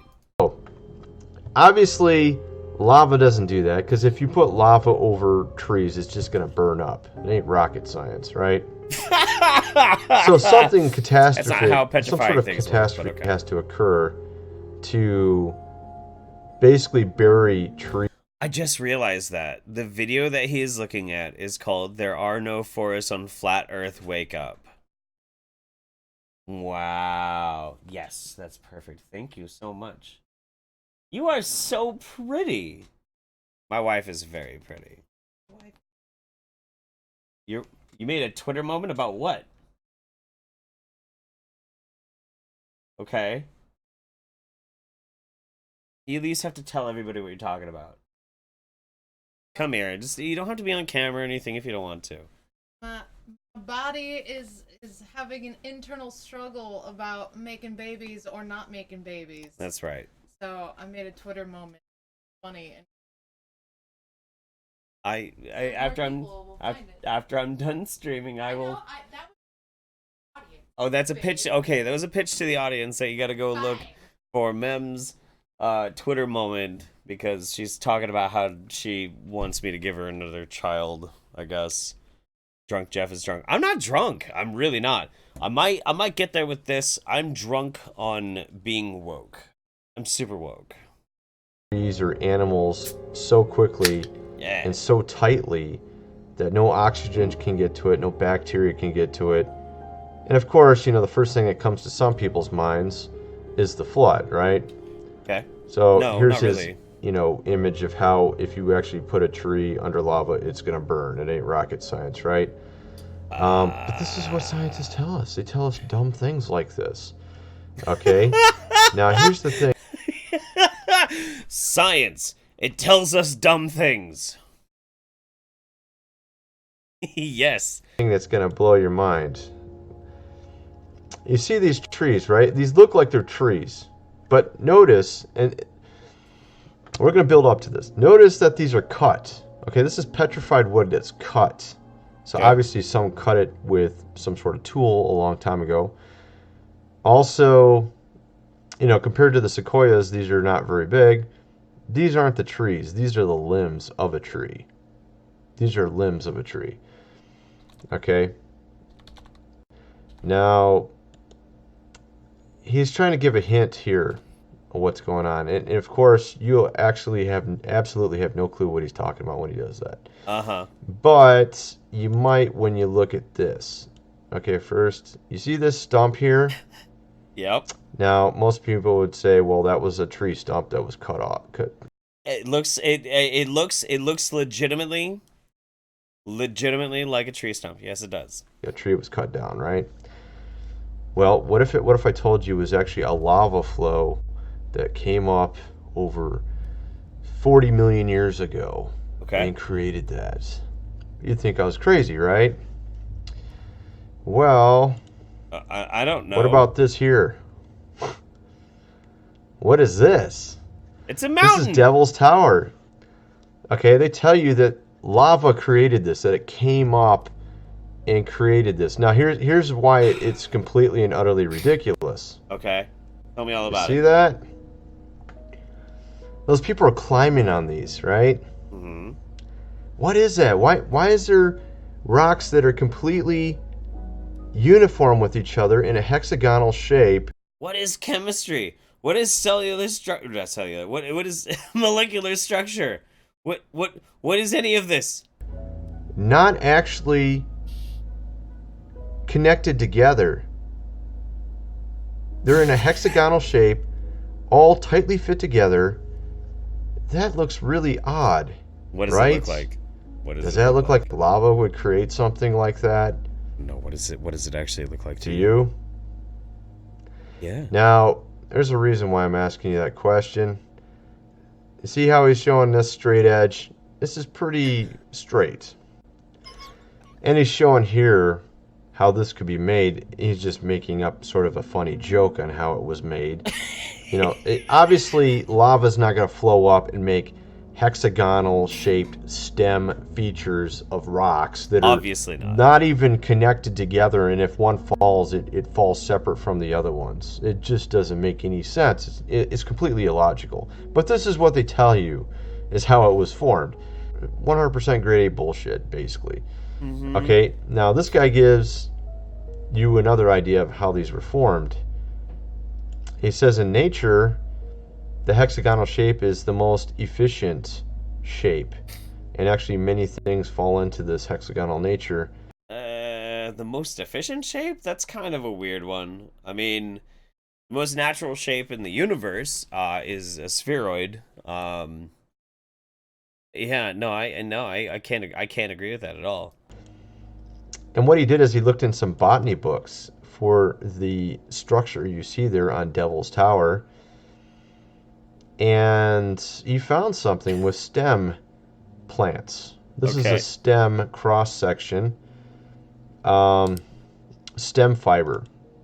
Okay? Okay. And he shows it here. You can see how it's got hexagonal shapes in here, doesn't it? Yes, it does. Let's see if I can find one over here. Maybe this one here.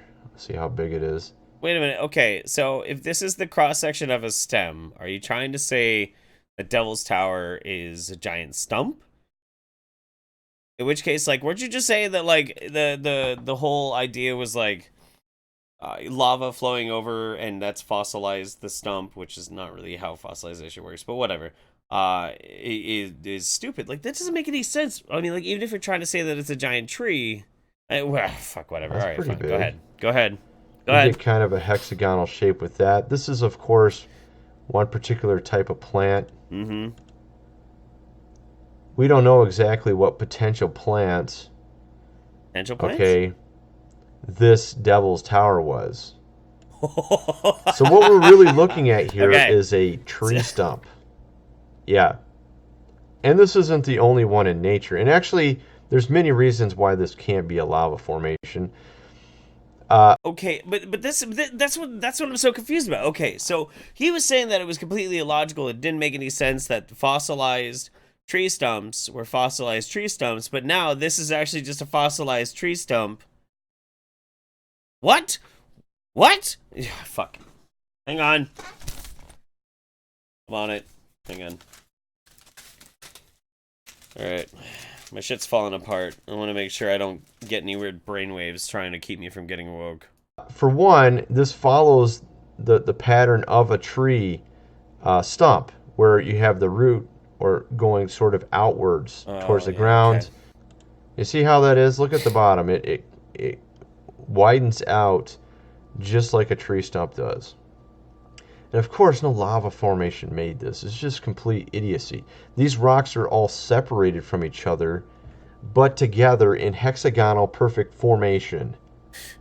And if one of these things falls apart, it falls separated from the other ones. It's not even attached. Obviously, if you look at lava, this is actually a movie that had this featured in a movie in, I think, the 1978. I think it's 78, Close Encounters of the Third Kind. So what I'm trying to get at is this thing would be a massive plant, some sort of fiber type of plant. Okay, so we're going to get into the numerous reasons why it can be a lava formation or any type of...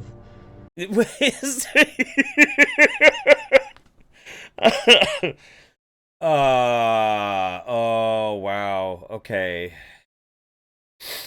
All right. Oof. Hang on. I gotta let my heart catch up to this. This is a little... This blew my stump. Mind. It blew my mind. Jesus Christ. I need a break just for a minute real quick, so I'm gonna go over here and say Ryan says that video should be renamed to how macro fetishes came to be the universe inside you. True. Giovanna Liviana, Lee Harvey Oswald did 9/11, obviously. Berserker 5150. I haven't heard this story, but it's still the Nation of Islam. God damn it. Stop that. Stop it. Stop it. First, the Outcast. Do you think Count Dankula will bring back the Highlanders state? He is single-handedly causing Scotsmen to have pride in their country again. I don't know. Maybe. Alec Urban. Lava would melt that shit like Gollum. True. Is Mims telling you to go do some super chat or do some super chats and come fuck her? Not yet. Not yet. Giovanna Liviana, here's $10 towards a death shot. Come on, people, only $40 more to go. Also, Yog Sothoth loves you. That's true. I did tell Giovanna if I racked up to 50 towards a death shot, I will do a death shot. I will do it. Alex says the sphere is the most perfect shape of the universe, and the members of the body positivity movement strive to achieve it. That is so mean. Oh my god. And a Hot of Hearts, check that guy's basement, please. I has a concern. I do too. All right, let's keep going. Rock formation, because oh man, I mean, I'll show you pictures that prove it, but basically there's formations like this where there's no bottom even, and obviously lava doesn't flow from the sky downward, so it's not rocket science. But there's actually a lot of other things too, of course. But I wanted to show you this first. It's about how approximately tall it would be. This stem based plant life. Something like a tree or some stem fiber, whatever it is. We don't know what this plant was. Obviously extremely huge. Okay. We're gonna so somebody suggested, JC just suggested I go type in the Pyramid of Giza as a battering YouTube search. And I did actually find the video that it was that somebody shared. I wish I could remember who it was on Twitter that sent it to me. But before we get into it, I want to move just a little bit further into this video. We'll skip ahead and listen to him for just a few more minutes. Then we'll take a look at it, and then I will show you the world's most fucked up conspiracy theorist. So there we go.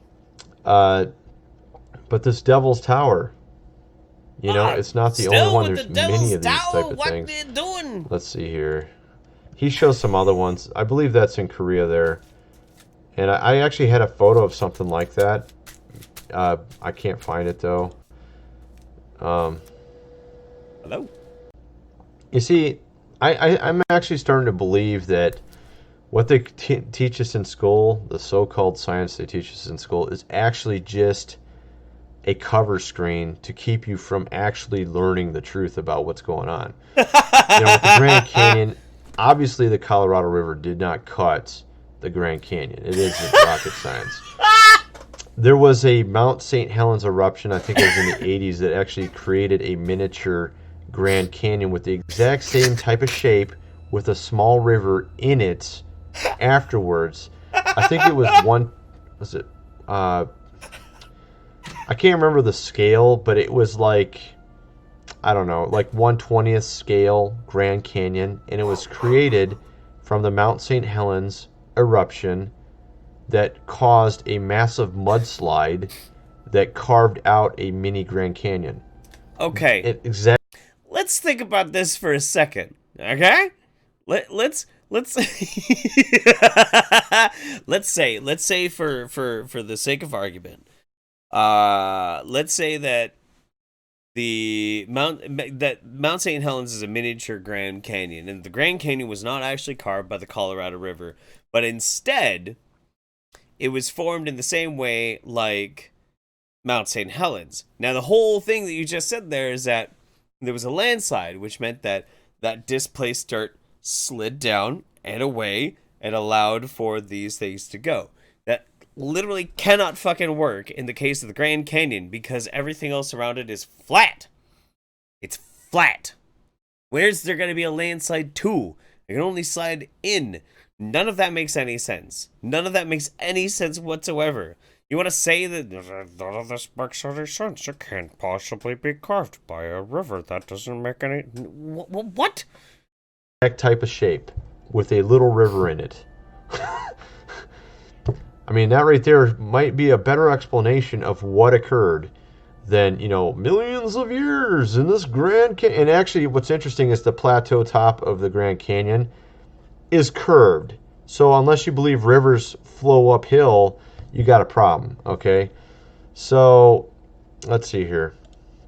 They flow downhill. That's the whole point. You realize the Colorado River originates far, far, far above the curvature of the Grand Canyon, like way the fuck higher than that, right? No, of course he doesn't. Of course he doesn't fucking. Oh my god. Oh my god.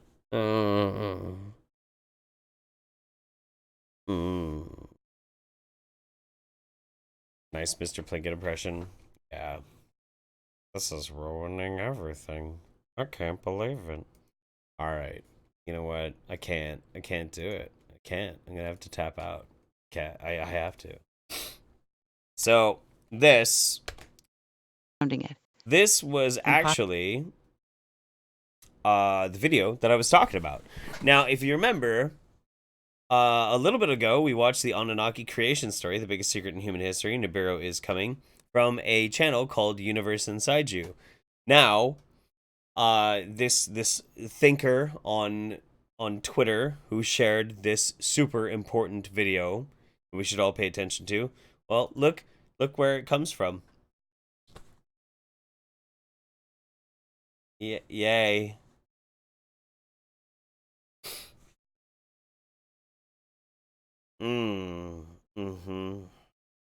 It's too much. It's absolutely too much. We'll give this like a minute or two. Then we're gonna watch the craziest conspiracy theorist I've ever seen on YouTube, and then we'll call it quits. We'll wrap it up. Mainstream historians will tell you that the Great Pyramid of Giza was a glorified tomb for the Egyptian pharaohs. The only monument left of the original 7 wonders of the world, this structure was created with impeccable mathematical precision and is a unique, mysterious feat of construction and of engineering. There's only one problem. The Great Pyramid has none of the characteristics of tombs, including extravagant artifacts, ornate wall art, sealed entrances, elaborate coffins, or even mummies themselves. Yes, they do. It was, however, built with unique materials, the same materials that are used today for electrical conductivity. These facts are leading more and more historians to believe the pyramids may have had a far more useful purpose. The Pyramid of Giza was not at all a tomb, but a power plant, generating and transmitting electricity to the civilization surrounding it. Impossible? Join the universe inside you for a closer look. And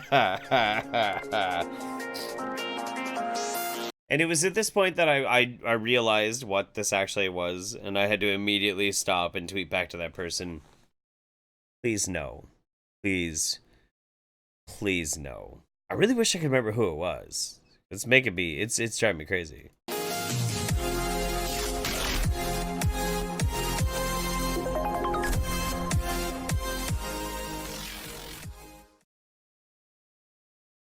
To start, it's important to comprehend the tremendous effort that went into creating these monuments. The pyramids of Giza are among no less than 118 of these structures in Egypt alone, and that doesn't even include those pyramids in other parts of the world. Given our current understanding of how early civilizations built their monuments, it would have taken no less than 20 years to build these so-called tombs. And that's if no less than 20,000 workers worked daily. Sure. To this day, historians still can't prove exactly how or when they were built. This leads us to ask, what resting place for the dead could possibly be so important that it would warrant such phenomenal effort, time, and precise engineering? Even without knowing that they have nothing in common with regular tombs, you only need to stand before them to realize that's a lot of work for a cadaver. Naturally, we make conclusions based on the assumption that ancient civilizations were more primitive than us. Right. But what if intellectual evolution isn't always... What is that skull? Ancient civilizations were more primitive than us. But what if We come from France? Oh my god. intellectual evolution isn't always linear? Can advanced technology be lost and rediscovered centuries later? Is it possible that an ancient culture had knowledge of and used electrical power? Of course, of course. To know for sure, let's look at another case where technology of power generation appears to have been used and then forgotten. We know Edison and Tesla brought electricity into common use. I just thought we was electrical engineers and shit. I'm sorry. Moving into the 20th century. Yet, in Iraq in 1934, 3 artifacts were found together: a ceramic pot, a tube of copper, and a rod of iron, which, when combined with a liquid acid, can be used to create chemical reactions that produce an electrical charge. Sure. Known So as what? the Baghdad or Parthian battery, these materials date back 2,000 years. 10 years after their discovery, someone using grape juice with similar materials successfully generated a few volts of electricity. Somebody using grape juice? Okay. This process has since been demonstrated on the Discovery Channel's program Mythbusters, where lemon juice activated the electrochemical reaction between the copper and the iron, producing 4 volts of electricity. Yep. Nowadays, you can simply search online to find instructions on how to create your own battery. Yes, that's totally fine. I get it. I get it. Like rudimentary batteries, basic chemical composition, it does. The science checks out, but how exactly were the pyramids a power plant? Using these chemical principles. But historians have long assumed that thousands of years ago there was no knowledge of this technology, that this archaeological find is mere coincidence, even though we've long marveled over artifacts with intricate gold plating, which requires electricity to be created. Quite simply, what? Energy generation happens as a result of simple chemical properties and can be done by anyone with 4 basic materials. So, here are some important facts about the structure and the materials of the pyramid. Oh my god. For starters, it contains angled tunnels which lead not only into the pyramid but deep underground Right, to okay. areas claimed still to be unexplored. What tomb needs a shaft directed into the earth? We also know that centuries ago, there were enormous A tomb? Why not a tomb? Oh my god. Okay, just a little bit more. swivel doors that weighed no less than 20 tons. But miraculously, it was so well engineered, it could be moved to enter with a push of a hand. Since no Egyptian tomb has ever been found to be deliberately accessible, what was their interest in continuing to visit the mummies, or could such a door have served the purpose of perhaps containing and insulating the space inside? Though you'd almost never know it, the Great Pyramids of Giza were once covered in white polished limestone, Okay. referred to as casing stones. Uh-huh. The cuts made in this reflective stone were angled perfectly, so it would have a smooth, flat appearance. Uh-huh. This would have made the giant structures brightly reflect the light of the sun like a mirror. Mm-hmm. It also would have made perfect insulation inside the structure. Okay. A large earthquake in 1303 disrupted the casing stones, and they were removed to use on other structures. Today, all that remains is the inner core of the pyramid.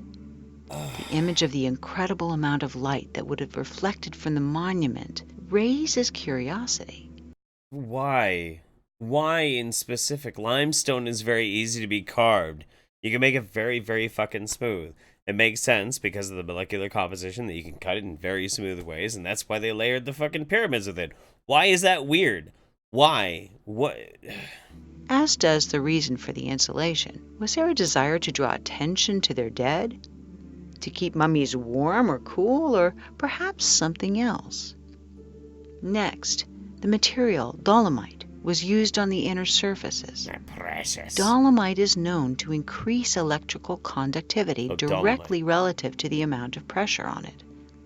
high pressure creates more electrical current. Oh my god. No. At least they're not trying to say.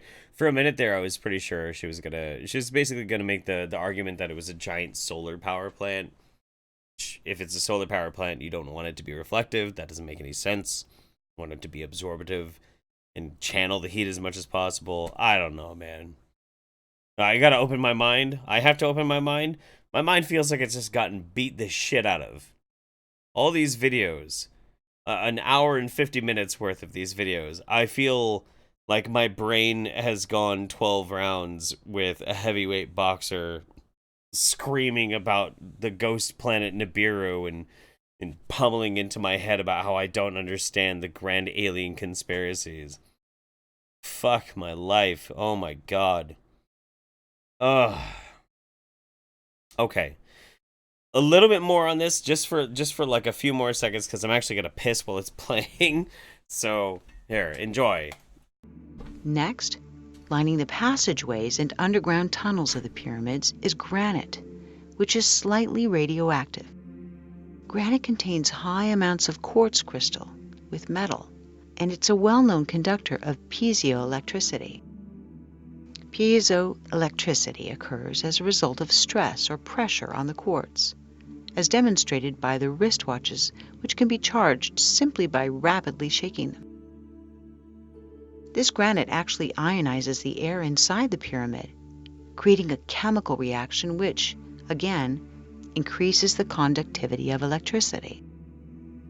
When such electrons are given the chance to bypass sections of rock via metal wire, quite large currents can flow. Another important material What did I miss? used to construct them is the mysterious mortar, 500,000 tons of it, which holds the giant stones in place. Right. Though it's been analyzed many times, modern technology has yet to exactly recreate this gypsum, which comes from sediment. This gypsum can withstand tremendous pressure. We can't manufacture. We can't. We modern science cannot manufacture gypsum. We use way more modern building materials like fucking Jesus Christ, ferro concrete and stress tested steel beams. No, actually, kiss my ass, lady. What the shit? No, I'm sorry, I can't. Oh god, oh no, I just saw something happen and it's gonna spells the death of me. Yeah, gypsum. I don't know what she's trying to get at with gypsum. Gypsum is in my drywall. I was pretty sure about that. I was actually very, very sure about that. Next on Dr. Phil, Jeff calls out Nefertiti on her religious beliefs. You know what? Don't tempt me, Geek Thulu. I'll do it. You can't stop me. You can't stop me. I'm a mess, man. I'm a wreck. There's a reason why I only do the Wingnut Roundup once a month. And it's because, you know, I can maintain my composure through a lot of things. You know, I can watch videos of people hurting their children because it gives me fuel. It gives me fuel that I can battle these things. I can try and put forth my best argument, and I can explain and hopefully expose, if I'm lucky, expose these very dangerous things to the world. But when it comes to conspiracy theories and wingnutty things that are very basic and simple, that are just lolcows, effectively they're lolcows, they're things to like laugh at and mock at. There's not really a strong, I can't take a strong stance against Universe Inside You. They're a crazy person. They're just a crazy person. I can't be like, I am indignant against Universe Inside You. No, I just have to appreciate for how insanely crazy it is. You know, I can't help it. It's wild. It's absolutely wild. I can't handle any more Universe Inside You. We're gonna catch up on super chats real quick, and then I'm gonna show you guys the craziest, the absolute craziest conspiracy theorist I've ever run into. And it's not because his ideas are so out there, it's because of what he actually says, like the things that come out of his mouth. They are insane. So let's catch up real quick here. Alex says, have a daughter, name her Summer for the lulz. Summer holiday, yeah. Or autumn holiday would be good too. Giovanna Liviana, Devil's Tower is a sculpture made of mashed potatoes. And 5 more towards the death shot. 35 more to go, people. Katie Parker says, love how YouTube told me you were streaming after I was already in the stream. P.S. This is literally the first time I've ever sent a super chat. Hey, thank you very much, Katie. I appreciate that. That's very sweet of you. I hope you're enjoying the show and the suffering that I'm about to go through. I'm going to drag some of you with me. You don't have to take a death shot. I do, but we're all going to suffer. We are all going to suffer with what we're going to watch next. Giovanna says, here's 10 toward the death shot, courtesy of Watergate Plumbers Incorporated. 25 more to go, people. Come on and help out. Alex says, yeah, why would the Egyptians think the pharaohs were so important? I mean, it's not like they worship them as living gods. Oh, wait. True. Very true. Giovanna says, fine, I'll do it myself. Time for death shot, Jeff. Free Scotland. Okay. Yeah, no, I'm about to do it. I just poured it. And Dredabel says, gypsum. Mean drywall and sheetrock. I thought that's what that was. I feel like this is kind of an expose moment where I have to admit that I myself do not actually know that much about building materials, but yeah, I mean, gypsum, drywall, and sheetrock, that sounds about right. So some people are asking what's a death shot. So you might be new to my channel. You might be new, and if, by the way, if you don't know, I do a weekly late night show on Sunday nights with my buddy Wizard of Cause called the YouTube Saints. Links in the description of the video. And we interview people and have a really good time. But one of the things that we do on there is if I get $50 in live tips, I take a shot of this. It is called Spiritus Zbigniew. It is 100% grain spirits, product of Poland, flammable, 96% alcohol per volume, 192 proof, and it is getting low. JT Yearsley, who sent it to me before, and actually you really don't need to send me another one, but it tastes exactly like you would expect. But here we go. Thanks everybody for joining me here on Wingnut Roundup. I really appreciate it.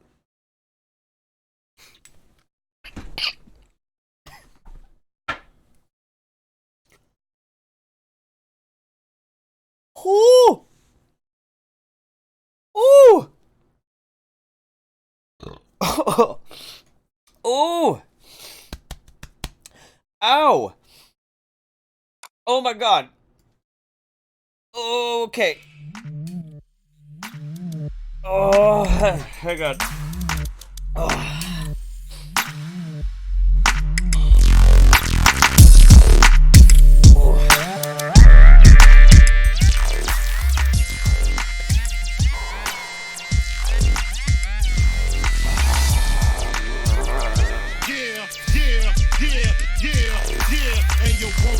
And you don't stop, and you won't.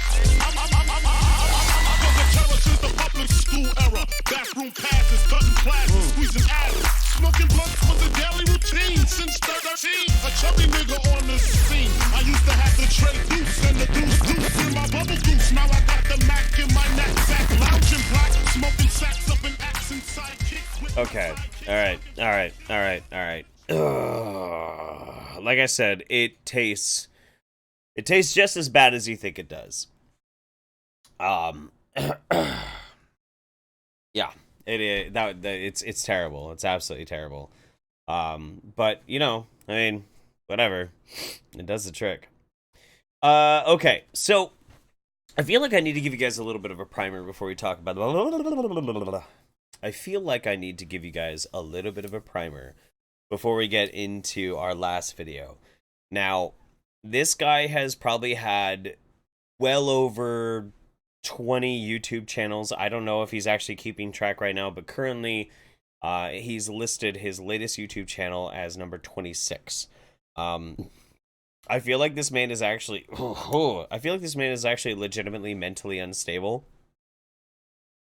So I would initially not want to laugh at this guy, except for what he says. The things that he says are so utterly repellent and insane that I feel totally fine and totally okay with looking at what he says and at least making light of it, because what he says is fucking gross and disgusting. So, I'm going to introduce, maybe some of you guys have heard of this guy before. We're going to be looking at Jurassic Liars. This one is called Barack Obama, the number 64666, the Antichrist, Part 5. I like how some people are putting in the chat, they're like, is this Brett Kane? No, it's not Brett Kane. Nope, not Onion Son, not Dick Coughlin, not G-Man. Oh, no. No, we're talking about Jurassic Liars. Here we go. Hey everybody, it's the Uneducation of a Nation, and I'm here to uneducate you. That's right, I want to take the Jew out of the education. Folks, listen, if after seeing this video, you're not thoroughly convinced that Barack Hussein Obama is the Antichrist, then I guess you're just not going to get it, okay? But let me tell you something. If you haven't seen parts 1 through 4, go and watch that first to understand what I'm showing you here, okay? Yeah, I know how to say it. There's 4 other parts. He said there's 4 other parts. We're not watching the other 4 parts. None of them make any more sense than this one. We're going to watch this, and then we're going to watch a classic one of his before we finish off our stream tonight. Now, let me tell you something. In order to figure out what these guys are thinking and maybe predict the future, we have to think like them, which is think backwards, okay? Because that's what they do, okay? Satanists think backwards. Just like Lucifer, he rebelled against God's rules and wanted to do the opposite of it, okay? And that's why he was kicked out of heaven. You understand that? Anyway, so when I use these numbers, okay, this is something that I'm using new, okay, right now, okay? Besides using just, straight across numerology, simple numerology, it's called English ordinal and Pythagorean, okay? Which is this first number, 36 and 18 equals Barack, okay? But I'm using a backwards too. So, like, let's say the letter A is 1, it would be 26 going backwards. You understand? Okay. So going backwards, the name Barack is 126 and 45. Okay? So look, 36 and 18 equals 54. 126 and 45 equal 171. Okay? So that's the same principle for all these. Okay? Now, the final tally. So 54 plus 171 would be 225. So Barack equals 225 going forwards and backwards in English ordinal and Pythagorean. Okay? Woke. I'm feeling very woke on this one. I'm feeling woke. Okay? Which is, the simplest way to do numerology. And Hussein is 127 and 134 equals 261.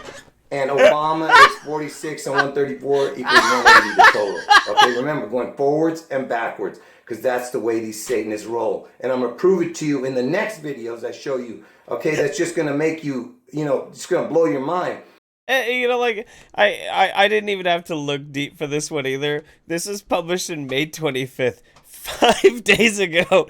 Everything this dude makes is so fucking amazing. It's so bad.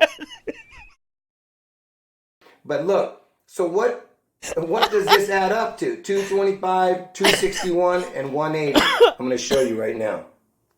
So 225, 261, and 180 equals 666.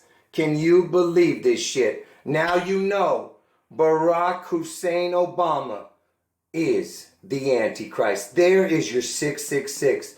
You understand? In the Bible it says, for he who let him calculate the number of the beast, okay? His number is 666. There it is. You understand? Barack Hussein Obama is the Antichrist. That's right. And you're going to see in the coming months. Can you believe this shit?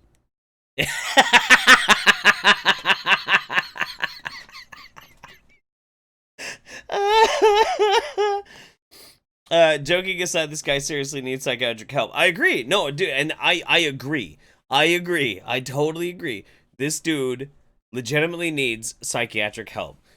But I'm going to show you one of his videos that got removed from the internet. It shows you the kind of shit that he used to do back in the day in one of his older Jurassic fucking videos. It just, oh my god, okay.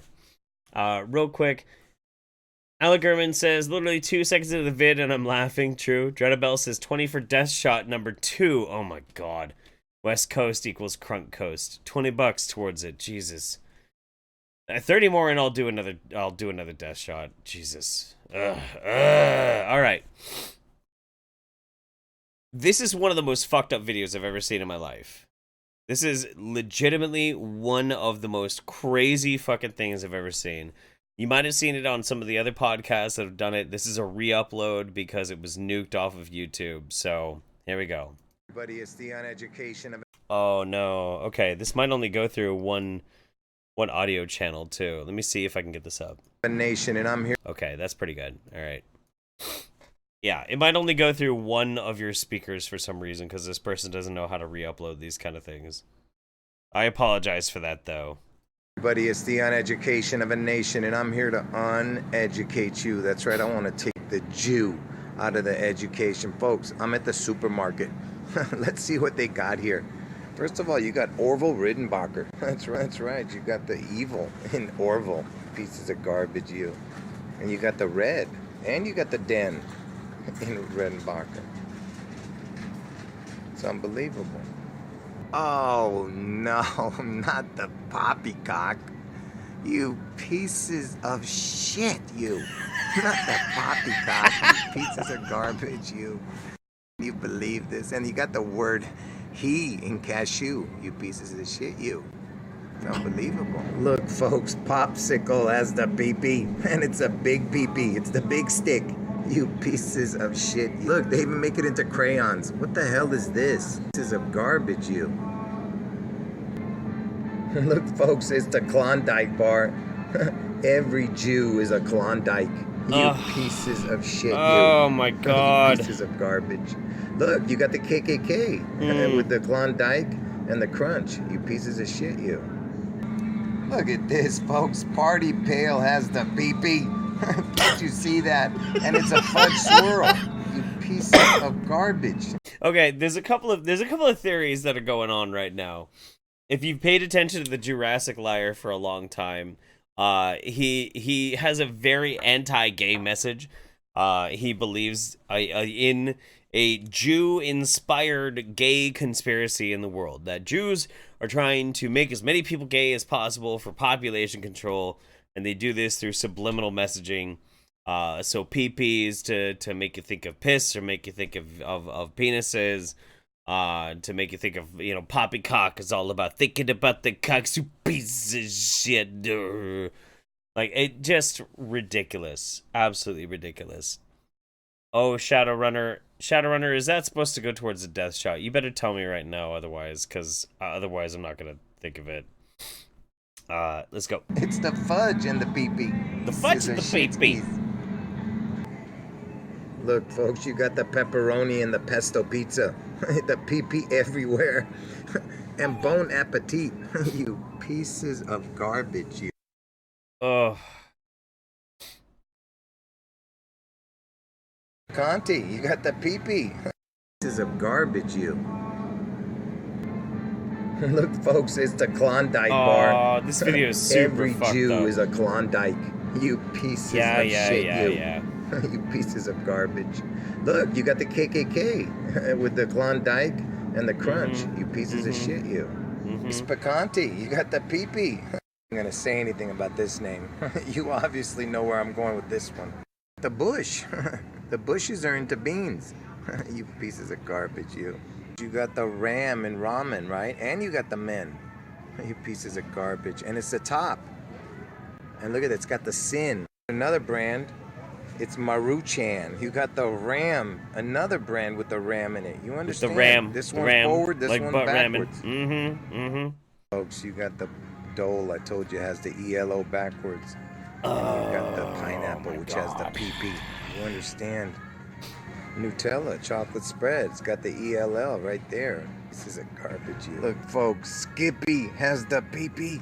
It's got the PP. The Skippy's got the PP. This is coffee. It's got the ELO in it for the Elohim. God. And the L. You understand?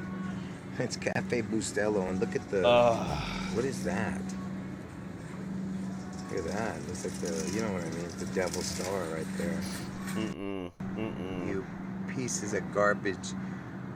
Starbucks is owned by those filthy Jews, just like everything else is owned by them. Oh my God. Dr. Pepper has the pee-pee. That's right, and it's a doctor that's pee-pee. You pieces of garbage.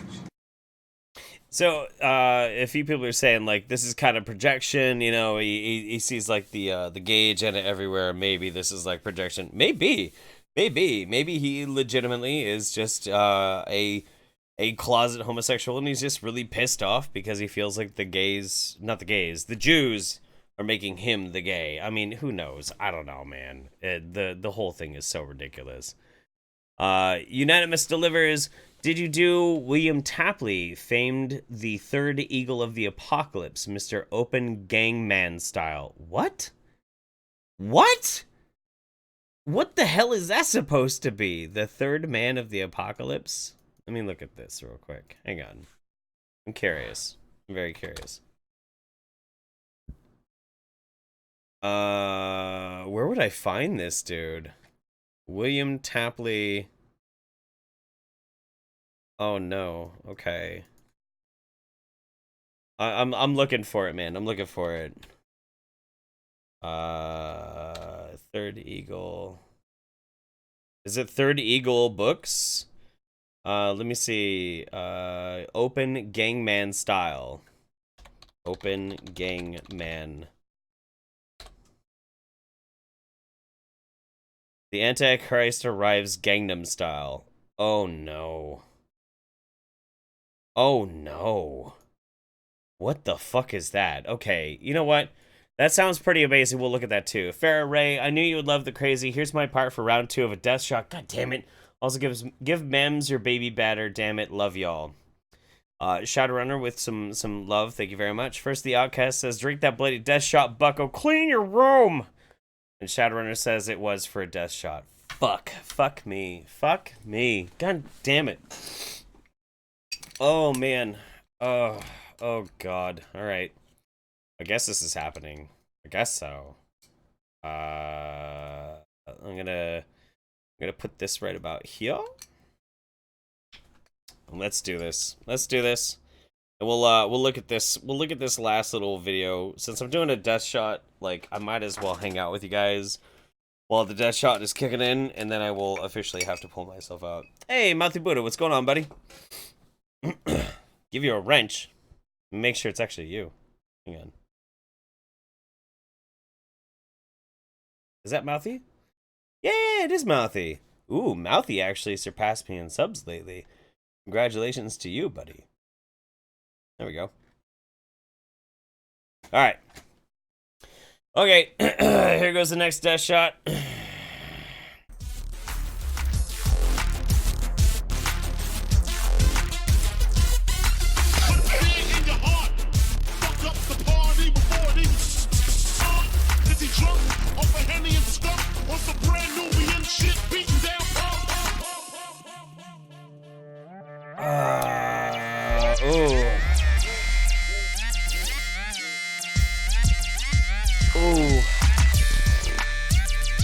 You know, the second one's a little bit easier to take than the first one.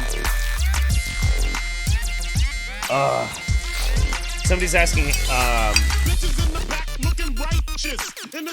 somebody's asking how much alcohol is in a death shot.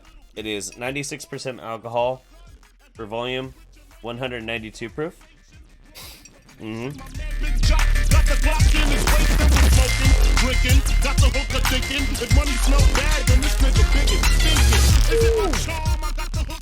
All right.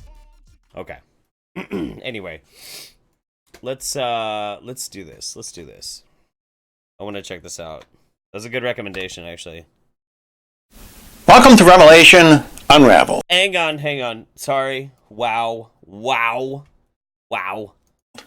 I'm your host, William Tapley, also known as the Third Eagle of the Apocalypse and the co-prophet of the end times. And incidentally, also someone who called the last 2 elections in the United States 100% correct.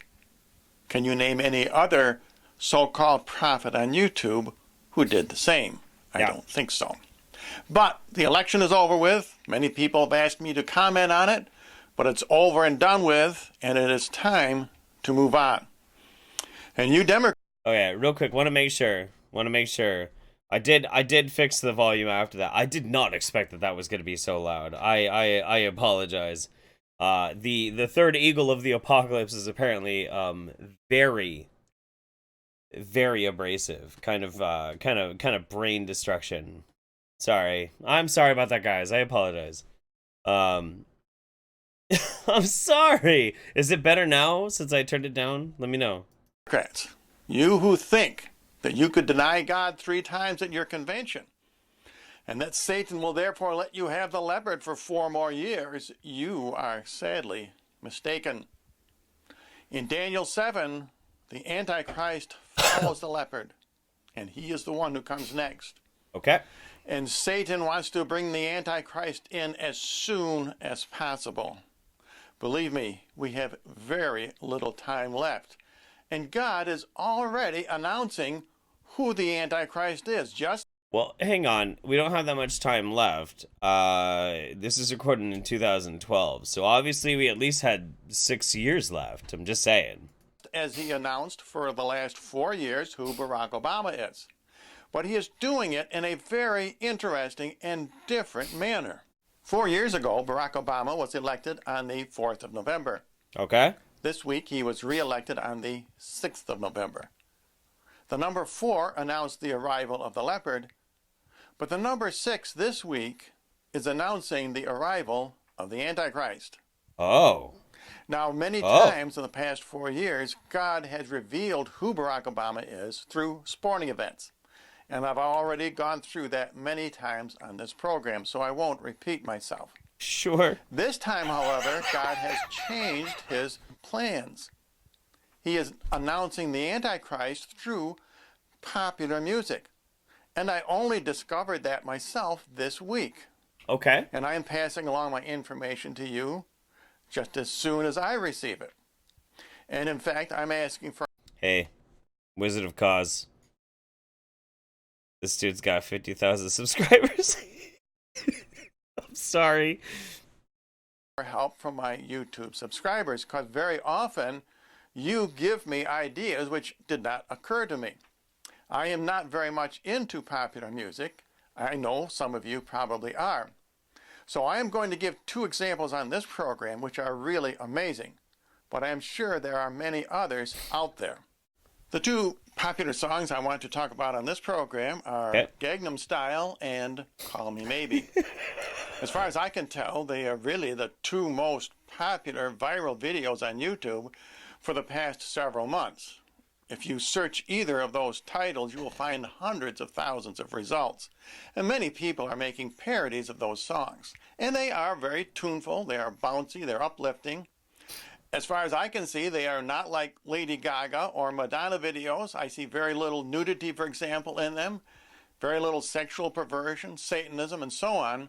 Those things are usually featured in popular videos. I don't hear any swear words, for example. I don't. Real quick, I wanted to mention something too. A few people are really excited and want to submit videos to do in the stream.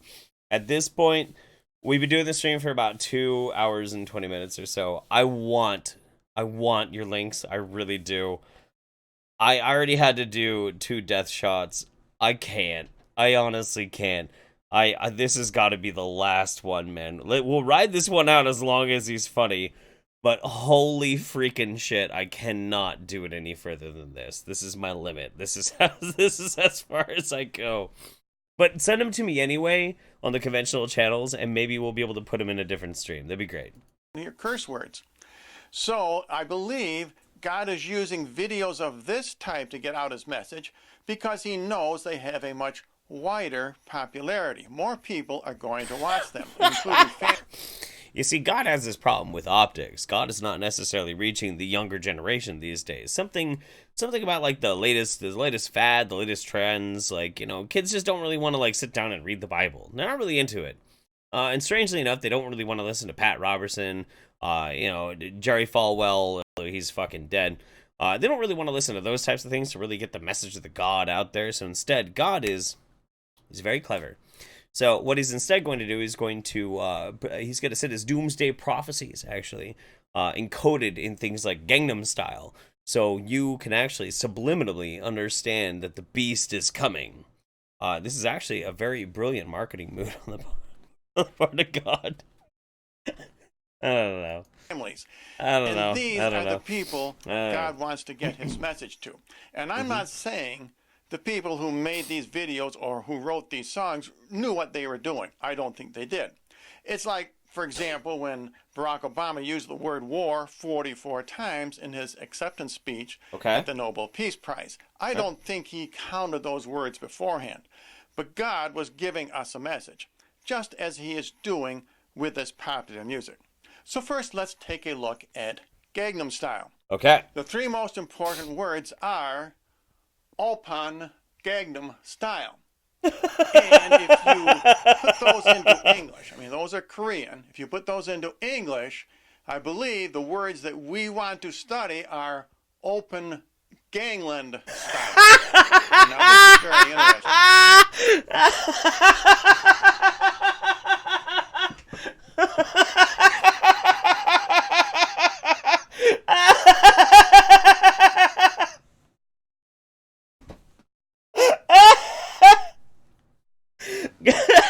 Gangnam, if I'm not totally missing it, Gangnam is a neighborhood in Korea. Unless I've completely lost the plot, if I don't remember it, Gangnam is an actual fucking neighborhood.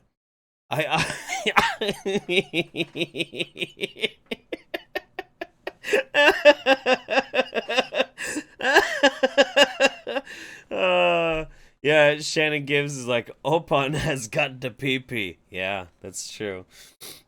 Yeah. Oh, yeah. The Antichrist is revealing himself through this phrase. Open means that this is the grand opening of the reign of the Antichrist. That is what the word open is referring to. Gangland refers to the reign of the Antichrist, because remember, he is the lawless one, as found in the Bible. And style, of course, indicates that he is not a man of substance. He is all froth and frivolity. He is not a serious human being. He is evil. And that is what Open Gangland Style is referring to. So now let's look at the other big viral hit of the summer on YouTube, and that is Call Me Maybe. And there are 4 very significant phrases in this song. The first one is, hey, I just met you. This is crazy, but here's my number. Call me maybe. Let's look at those 4 phrases separately and see how God is revealing to us the name of the Antichrist. Hey, I just met you. Now the I in this case refers to the Antichrist.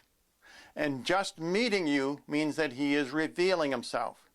This is the Antichrist's entrance into the end times. Oh, wait. Oh, man. Oh, no. Okay, hang on. So I've had 2 death shots and effectively 3 beers at this point. Why...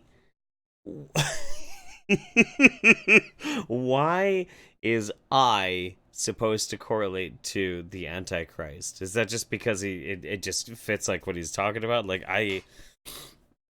oh man. Okay. All right. And this is crazy.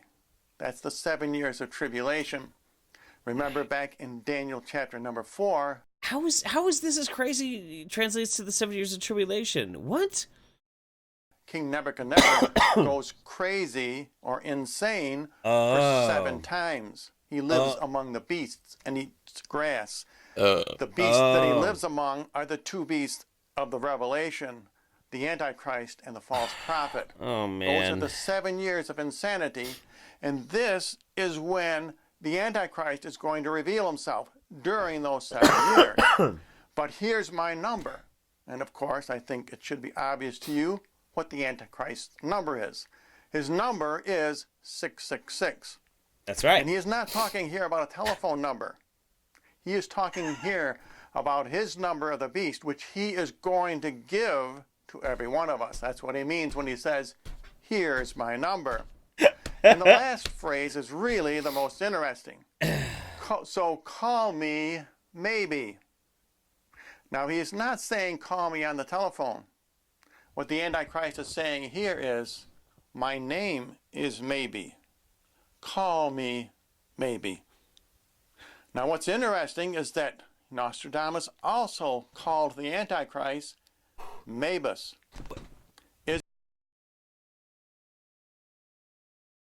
Is that true? Is that like? Oh, I can't. I don't even care. Is there a connection between Mabus and maybe? Well, obviously. What language did Nostradamus even write in? Actually, I'm kind of curious about that. Nostradamus. Myaskill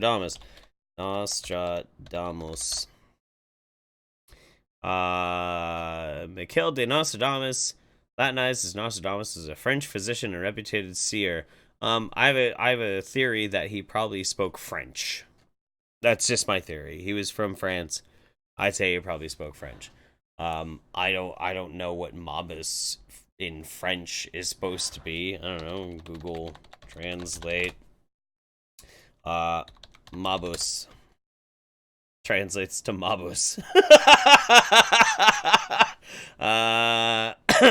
Doesn't check out, buddy. Doesn't check out at all.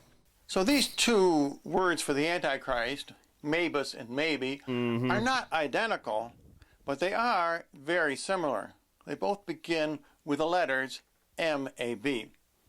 Now, I know some people say... No, maybe is M-A-Y. What? Fuck off. ...that Obama is the Antichrist. And they say that the B, A, and the M are reversed. That's that A. You know what? He's got a point. M-A-B. There's an M and an A and a B in Obama. He's got a point there. He's got a point. He's, you know what?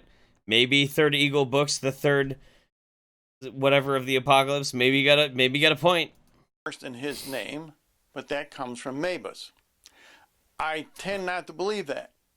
I believe Mabus, maybe, or the Antichrist, is a different person. And I think the Lord is revealing to us that this is very close to what the name of the Antichrist will be. Ah. Now, I know some of you are probably skeptical that the Antichrist would be preceded and announced through music. And yet, that is exactly what happens in Daniel chapter number 3. Don't forget, Daniel is the greatest Old Testament prophet of the end times. Yo, unto Daniel spoke the angel, watch for signs of the apocalypse and the rise of Satanos. It'll be in your pop music. I remember that passage. Yep.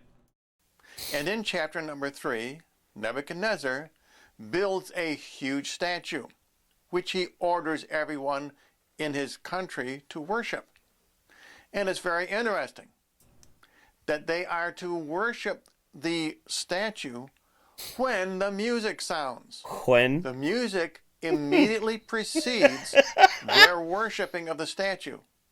Okay. And that is what we are seeing today. What? Popular music is immediately preceding our worship of the Antichrist. Let's look at Daniel chapter number 3. Verses 5. I love it. Okay, let's check this out. 5, 7, 10, and 15. Notice that this phrase is repeated 4 times. Is it? Is this actual full phrase is repeated 4 times? I don't really think so. I don't really think so. That means that this is very important for the end times. At what time you hear the sound of the horn, the flute, the harp, lyre, psaltery, dulcimer, and all kinds of music, you fall down and worship the golden image that Nebuchadnezzar the king has set up. You really need to study Daniel. These end times are going by faster and faster. I guess so. I would not be surprised if we saw many more signs in the coming days and weeks about the Antichrist, which will be verified in that great Old Testament prophet Daniel. Checkmate, atheists. And so, in conclusion, I don't believe the Lord is going to give us any more clues to the identity of Barack Obama. His time has almost passed. Our Lord spent 4 years revealing to us who he was, and he has already shifted gears, and now God is telling us who the Antichrist will be. And as I said before, I am enlisting the help of my YouTube subscribers, because I simply cannot follow all of popular music.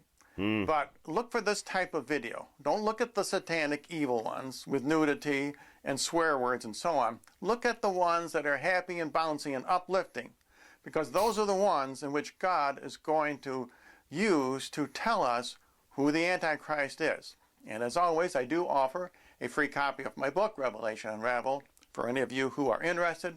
You can write to the address you see on your screen, or you can send me a private message to my YouTube channel. Well, I don't know about you guys, but I feel pretty incredibly woke. So you mentioned Carly Jepsen. I would guarantee you Carly Jepsen is an agent of the Antichrist. Of course she is. Of course she is. How could she not be? Oh my God. All right. So catching up really quick. Yes, he's got a book. I know. I actually really. You know what? If that book is still available, what is the name of this? Third Eagle Books. I want a copy of that dude's book. I really do. I legitimately do. I want to read it. It sounds amazing.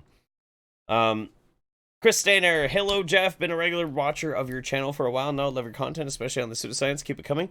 I'm focused on nothing but pseudoscience these days, man. That's all I'm about. I pretty much gave up everything else. Not into it. First of the Outcast, and thank you very much. I'm really glad that you're liking it. First of the Outcast, remember everyone, always put a butt plug up your butt at night so that Satan can't make you gay. I believe that as Third Eagle has shown, the route that Satanos can take doesn't necessarily have to be up your chocolate Hershey highway. It can also be through your popular music. Just saying. This has been a hell of a Wingnut Roundup. Oh my God. Jesus. This has been a hell of a Wingnut Roundup to get through. This has been wild. Absolutely wild. I'm glad it turned out so well. I was not expecting it to turn out quite so well, but it actually went great. Went super great. And you guys stuck through it with me. And I am brain devastated and completely destroyed by everything that has happened tonight. Last few things that I'd like to say before I leave you guys tonight. Again, I'd really like to thank my friend Tyler for sending me these very tasty beers. Thank you very much, buddy. I really appreciate it. To Maggie and her boyfriend, thank you very much for the wonderful letter. Very, very wonderful. Very sweet of you to send that to me. If anybody else wants to send anything random to me, my P.O. box is listed down below. Please, by all means, everybody check out the YouTube Saints, me, and Wizard of Cause's live show every Sunday night at 7:30 Pacific Standard, 10:30 Eastern Standard Time. As well, we do our Twitch show tomorrow night, and that's going to be probably a little bit earlier than usual. But I'll post about that on Twitter and everything like that. But yeah, all that being the case, I'm glad you guys had a lot of fun. I had a whole lot of fun. I punished my liver at the insistence of you guys in the death shots. This has been the special conspiracy theory edition of the Wingnut Roundup. Got lots of things coming up in the channel soon. Lots of pseudoscience stuff. New Hemlock Moonwolf here in just a short amount of time. I love you guys very, very much. I hope you had a good time. I'll see you guys next time, alright? See you later. Oh shit, hang on. I actually have to have this all set up. There we go. Alright, now I will say good night, everybody. Have a good one. Mwah! Love you.